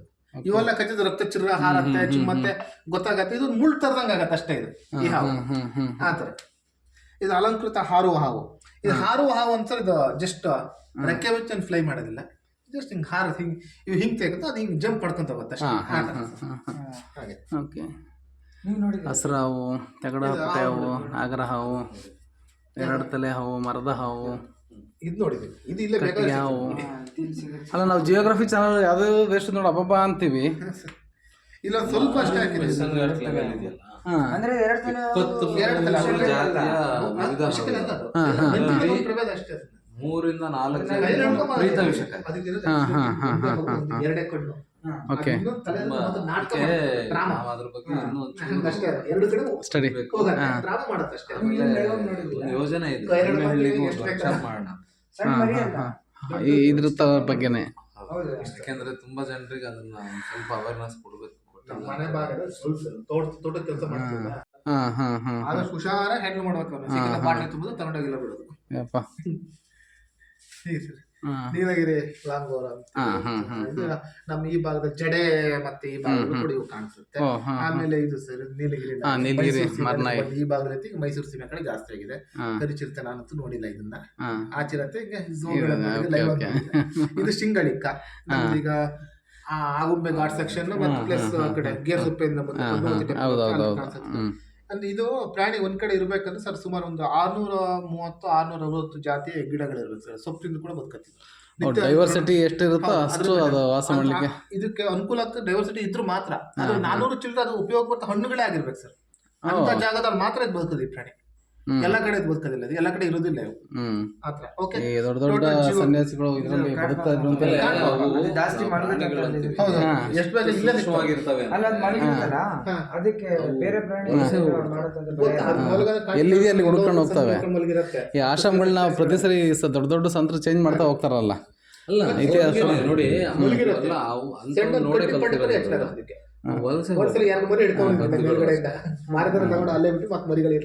ನಮ್ಮ ಮಲೆನಾಡಲ್ಲಿ ಮಂಗನ ಸಂಖ್ಯೆ ಜಾಸ್ತಿ ಆಗಿರೋ ಕಾರಣ ಏನ್ ಹೇಳಿ, ಹದ್ದುಗಳಿಲ್ಲ. ಹದ್ದುಗಳು ಯಾಕಿಲ್ಲ? ಮೊದ್ಲೇ ಆದ್ರೆ ಅವಕ್ಕೆ ಆಹಾರ ಚೆನ್ನಾಗಿ ಸಿಕ್ತಿತ್ತು, ದನ ಸಾಯ್ತಿದ್ವು, ಪ್ರಾಣಿಗಳು ಸಾಯ್ತಿದ್ವು, ಕಾಡಿತ್ತು. ಹೌದೌದೌದು. ಅವಾಗ ಏನ್ ಮಾಡವು, ಮಂಗ ಮರಿ ಹಾಕಿದ ತಕ್ಷಣ ತಿಂದ್ಬಿಡವು. ಜೈವಿಕ ನಿಯಂತ್ರಣ. ಈಗ ಏನ್ ಮಾಡಿದ್ರು, ಜನರೆಲ್ಲ ಸ್ಪ್ರೇ ಮಾಡಕ್ ಸ್ಟಾರ್ಟ್ ಮಾಡಿದ ತಕ್ಷಣ ಅವು ಕರುಳುಗಳು ಭಾರಿ ಸೂಕ್ಷ್ಮ. ಹೌದೌದು ಹೌದು. ಅವು ವಲಸೆ ಹೋಗ್ತವೆ. ನಮ್ಮನ್ನ ಕೊಲ್ತಾರೆ ಇವರು ಅಂತ ಹೇಳಿ ಹೋದ ತಕ್ಷಣ ಈಗ 100 ಮಂಗ ಮರಿ ಹಾಕಿದ್ರೆ 99 ಮಂಗನ ಮರಿ ಬದುಕೋದು. ಅದು ಡಬಲ್ ಆಗ್ತಾ ಈಗ ವಿಪರೀತ ಆಗ್ಬಿಡ್ತು. ರೈತರು ಬೊಬ್ಬೆ ಹೊಡಿತಾ ಇದಾರೆ ಮಾಡಿ. 24 ಅಲ್ಲಿ ವರ್ಷಿಡೀ ಸಿಗುವಂತ ಹಣ್ಣಿನ ಗಿಡಗಳನ್ನ ನಾವು ತಂದು ಹಾಕ್ತಿವಿ, ಬೆಳೆಸ್ತೀವಿ. ಅವಾಗ ಮಂಗಗಳೆಲ್ಲ ಅಲ್ಲೇ ರೈತರಿಗೆ ಯಾಕೆ ಡಿಸ್ಟರ್ಬ್ ಮಾಡ್ತವೆ? ಒಂದ್ ಜಾಗದಲ್ಲಿ ಫುಲ್ ಊಟ ಸಿಗ್ತಾ ಇದೆ ಅಂತ ಅಂದಾಗ, ನೀರು ಊಟ ಸಿಕ್ಕಾಗ 24 ಹೆಕ್ಟೇರ್ ಜಾಗನೂ ಇರ್ಬೇಕದು ಲಾಸ್ಟ್ ತನಕ. ಮತ್ತೆ ಅಲ್ಲಿ ಹೋಗಿ ಅಭಿವೃದ್ಧಿ ಅಂತ ಇನ್ನೊಂದು ಮಾಡಬಾರ್ದು. ಈಗ ಅದಕ್ಕೆ ಮಾಡಕ್ ತಯಾರೇನಿಲ್ಲ ಇವರು. ಇನ್ನು 1000 ಕೋಟಿ ಖರ್ಚು ಮಾಡಿ ಮಂಕಿ ಪಾರ್ಕ್ ಅದು ಕೆಟ್ಟ ಕಲ್ಪನೆ ಅಲ್ಲ. ಮಂಕಿ ಪಾರ್ಕ್, ಕ್ರೊಕೊಡೈಲ್ ಪಾರ್ಕ್ ಇರ್ತಾವೆ ಸರ್. ಬೇಕಾದಂತ ವಾತಾವರಣ ಸೃಷ್ಟಿ ಮಾಡಿಕೊಟ್ರು ಮಾತ್ರ ಇರ್ತಾವಲ್ಲಿ. ಸುಮ್ಮನೆ ಹೋಗಿ ಒಂದು ಸಂಸ್ಥೆ ಮನಸ್ಸು ಮಾಡಿದ್ರೆ 16 ಕೆರೆ ಆಯ್ತು ನಿಮ್ಮ ಭಾಗದಲ್ಲಿ. ಸರ್ಕಾರ ಮನಸ್ಸು ಮಾಡಿದ್ರೆ ಗಂಡ್ಕೋಳಿ ಅನ್ಸುತ್ತೆ. ಆಯ್ತಾ? ಓಕೆ. ಈ ಕೆರೆ ಮಾಡಿದ್ವಿ. ಹಾಂ ಇದು ನಾವು ಗೌರ್ಮೆಂಟ್ ಇಂಜಿನಿಯರ್ ಹತ್ರ ನಾವು ಇದನ್ನು ಮಾಡಿಸ್ತೇವೆ, ಹಾಂ ಕೊಟೇಶನ್ ತಗೋತಾರೆ. ಹಾಂ ಅವರು 30 ಲಕ್ಷದ ಕೊಟ್ಟರು, ಹಾಂ ಇಷ್ಟು ಬೇಕಾಗತ್ತೆ ಅಂತ. ಹಾಂ ಒಟ್ಟು ವರ್ಕ್ ಅಂಡರ್ಟೇಕಿಂಗ್ ಹಾಂ ನಂಬರ್ ಆಫ್ ಲೇಕ್ಸ್ ಅಂತಿದೆ. ಹಾಂ ಗೌರ್ಮೆಂಟ್ ಇಂಜಿನಿಯರು 30 ಲಕ್ಷ ಬೇಕಾಗತ್ತೆ ಅಂತ ಕೊಟ್ಟರು ನಮಗೆ. ನಾವು ಒಂದು 7,40,000 ರೂಪಾಯಿ ಖರ್ಚಾಗ್ಬೋದು ಅಂತ ಮಾಡ್ಕೊಂಡ್ವಿ. ಹಾಂ ಹಾಂ ಹಾಂ ಹಾಂ ಖರ್ಚಾಗಿರೋದು ಲಾಸ್ಟಿಗೆ 2,85,000. ಬಾಪ್ರೆ, ಈ ಕೆರೆ ಆಗಲಿಕ್ಕೆ ಎಷ್ಟು ಚಂದ ಮಾಡಿದ್ವಿ ನಾವು. ಹಾಂ ಬಿಟ್ರೆ ಡೈನಿಂಗ್ ಟೇಬಲ್ ಬರೋಕ್ಕೆ ಇಷ್ಟೊಂದು ಜನರದೆಲ್ಲ ಶ್ರಮ ಇದೆ. ಓಕೆ ಓಕೆ ಓಕೆ ಓಕೆ ಹಾಂ ಹಾಂ ಹಾಂ ಓಕೆ ಹಾಂ. ಅವರು ನಾವು ಕೆಳಗಡೆ ಮ್ಯಾಟ್ ಯಾರು ಅಬ್ಸರ್ವ್ ಮಾಡ್ತಾ ಇಲ್ಲ ನಾವು. ಹಾಂ ಇಷ್ಟು ಜನರು ಶ್ರಮ ಇದೆ. ಹಾಂ ತಟ್ಟೆ ತುಂಬ ಹಾಕೊಂಡ್ಬಿಡ್ತಾರೆ, ಅವ್ರು ತಿನ್ನೋದು ಇಷ್ಟೇ, ಇಷ್ಟನ್ನು ಬಿಸಾಕ್ತಾರೆ. ಒಂದು ಅರ್ಥ ಮಾಡ್ಕೊಬೇಕು, ಫುಡ್ಡನ್ನು ವೇಸ್ಟ್ ಮಾಡಬೇಡಿ. ಹಸಿದ ಹೊಟ್ಟೆಗಳು ಕರಿಗಳು ತುಂಬ ಇದೆ ಅಲ್ಲಿ. ಬೇಡ ತಿಂತಾರೆ ಹಾಂ ಹಾಂ ಹಾಂ ಅಂದರೆ ಹಸಿದ ಕೈಗಳು ತುಂಬ ಇದೆ. ಹಾಂ ಹಾಂ ಅದನ್ನು ಅಬ್ಸರ್ವ್ ಮಾಡ್ತಾ ಇಲ್ಲ, ವೇಸ್ಟ್ ಮಾಡ. ಹಾಂ ಅದೇ ಮನೆಗಳಿಗೆ ಹೋದರೆ ಹೇಳೋದು ಹಾಂ ಶಾಂದ್ರಗಟ್ಟಲೆ ಕೊಟ್ಟು 10-15 ಐಟಮ್ ಮಾಡ್ತಾರೆ ತಿನ್ನೋರ್ ಜೊತೆ. ಹಾಂ ಆ ಸರಳತೆ ಬರಲೇ ಇಲ್ಲ ಸರ್. ಅದು ಯಾಕಂದ್ರೆ ನಾವು ಕೇಳ್ತಾನೆ ಇದ್ದೀವಿ. ಕರ್ಮ ಬಂದ್ಬಿಟ್ಟಿದೆ ಈಗ. ಬಾಟಲ್ ನೀರು ಅಯ್ಯೋ ಪ್ರತಿ ಅದು ಹಳ್ಳಿಗೂ ಹಳ್ಳಿಗೆ ಬಂದಿದೆ. ನೀವು ಒಂದು ಸಣ್ಣ ಕಾರ್ಯ ಮಾಡಲಿ 500 ಬಾಟ್ಲಿ ನೀರು ತಗೊಂಬ ಅಂತಾರೆ. ಮೊದಲೇ ಸರ್ ಹಾಂ ಸೋಗೆ ಚಪ್ರ, ಹಾಂ ಸೋಗೆ ತಟ್ಟಿ, ಹಾಂ ಸಗಣಿಯಲ್ಲಿ ಬೆಳೆದು ಹಾಂ ಚಾಪೆ ಹಾಕಿ ಇವನ್ ಹಾಕ್ತಿದ್ವಿ ನಾವು, ನಾರಿನ ಮ್ಯಾಟ್ ಹಾಕಿ ಓಡಿಸ್ತಿದ್ವಿ. ಚಾಪೆ ಹಾಕಿ ಹಾಂ ಒಂದು ಗಾಡಿ ಇದೆ, ವಿಭೂತಿ ಬೆರೆಸ್ಕೊಂಡು ಹಾಂ ನೋಡಿ ಎಷ್ಟು ಚೆನ್ನಾಗಿತ್ತು. ಅಲ್ಲೊಬ್ರು ಮಂತ್ರ ಹೇಳಿ ಕರ್ಪೂರ ಹಚ್ಚಿ ಅಡಬಿದ್ದು. ಇವಾಗ ಅವಾಗ ಏನು ಇದು ಹೇಳ್ತಾ ಇದ್ರು, ಏನು ತಟ್ಟೆ ಅಲಂಕಾರ ಅಂತ ಎಲ್ಲ ಈ ಬ್ರಾಹ್ಮಣರ ಮನೇಲಿ ಇವತ್ತು ಇದೆ. ಅವ್ರ ಎಲೆ ಮೇಲೆ ಅಷ್ಟು ಮಾಡಿದ ಐಟಮ್ ಹಾಕ್ತಾರೆ, ಅಷ್ಟು ಹಾಕ್ತಾರೆ. ಹೌದು, ಏನಕ್ಕೆ ಹಾಕ್ತಾರೆ ಗೊತ್ತಿರ್ಲಿಲ್ಲ ನನಗೆ. ಅವ್ರು ಹೇಳ್ತಾರೆ ಇಷ್ಟು ಅಡಿಗೆ ಇದೆ ನಮ್ಮಲ್ಲಿ, ಇಷ್ಟ ಅಡಿಗೆ ಇದೆ ನಮ್ಮಲ್ಲಿ, ಇಷ್ಟಿಷ್ಟಕ್ಕೆ ನಾವು ಹಾಕ್ತೀವಿ.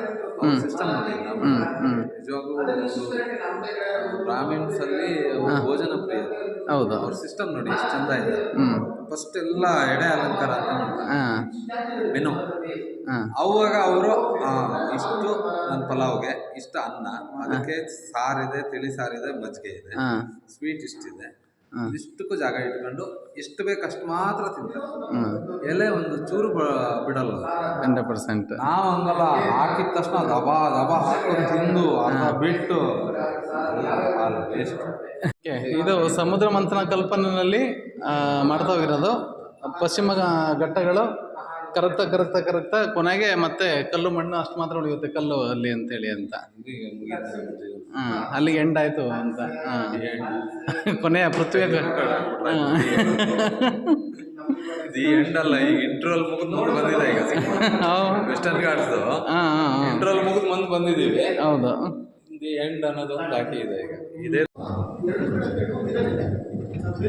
ಅದು ಎಂತ ಮಾಡೋದು ಈಗ? ಕೋಳಿ ರೆಡಿ ಮಾಡೋಕ್ಕಾಗಲ್ಲ, ಹಿಂಗೆ ನೋಡಿದಾಗ ಮಕ್ಕಳುಗಳು ಬರ್ತಾವಲ್ಲ, ಹಿಡ್ಕೊಂಡು ನಿಂತ್ಕೊಂಡ್ಬಿಟ್ಟಿದ್ದಾರೆ ಸರ್, 3-4 ಆ ಕಡೆ ನೋಡಿದಾಗ ನಮ್ಮ ಬದುಕು ಯಾವ ಥರ ಇರ್ತಾರೆ, ತಿನ್ನೋದು ಕೋಳಿ ಮೊಟ್ಟೆ ಕಾಳು ತಿನ್ನಂಗೆ ಮೊಟ್ಟೆ ಇಡತ್ತೆ. ನಮ್ಮ ಬದುಕು ಕೂಡ ತಿನ್ನೋದು ಮೊಟ್ಟೆ ಇಡೋದು, ಅಷ್ಟರಲ್ಲೇ ಇರ್ತಿದೆ ಅಂತ. ಬೇರೆ ಮಾಡ್ತಾ ಇಲ್ಲ, ನಮ್ಮನ್ನ ಪ್ರತಿನಿಧಿಸ್ತಾ ಇದೆ ಅದು.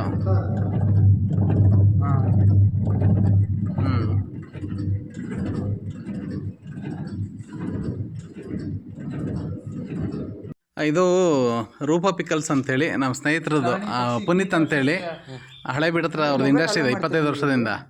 ನಾನು ನಾಳೆ ನಿಮ್ಮನ್ನು ಭೇಟಿ ಮಾಡೋಕ್ಕೆ ಹೋಗ್ತೀನಿ ಅಂತ ಹೇಳಿದ್ನಲ್ಲ, ತಕ್ಷಣ ಹುಡುಗ ಕೊಟ್ಟ, ಅಣ್ಣ ಅವ್ರಿಗೆ ಕೊಡಿ, ನನಗೆ ಬಿದಿರು ಕಳಲೇಬೇಕು, ನೆಕ್ಸ್ಟ್ ಅವ್ರು ಏನಾದ್ರು ಕೊಡೋದಾದ್ರೆ ನಾನು ಅದನ್ನು ಅಂತ ಹೇಳಿ ಇದು ಮಾಡ್ದೆ. ಹಾಗಾಗಿ ಅದೇ ಕಳಲೆ ಇಲ್ಲದ ಇದು ಮಾಡ್ತಿರೋ ಅಷ್ಟೊಂದು ಇದಾಗ್ತಾ ಇಲ್ಲ. ಹಾಂ, ಓಕೆ, ನಿಮ್ಮ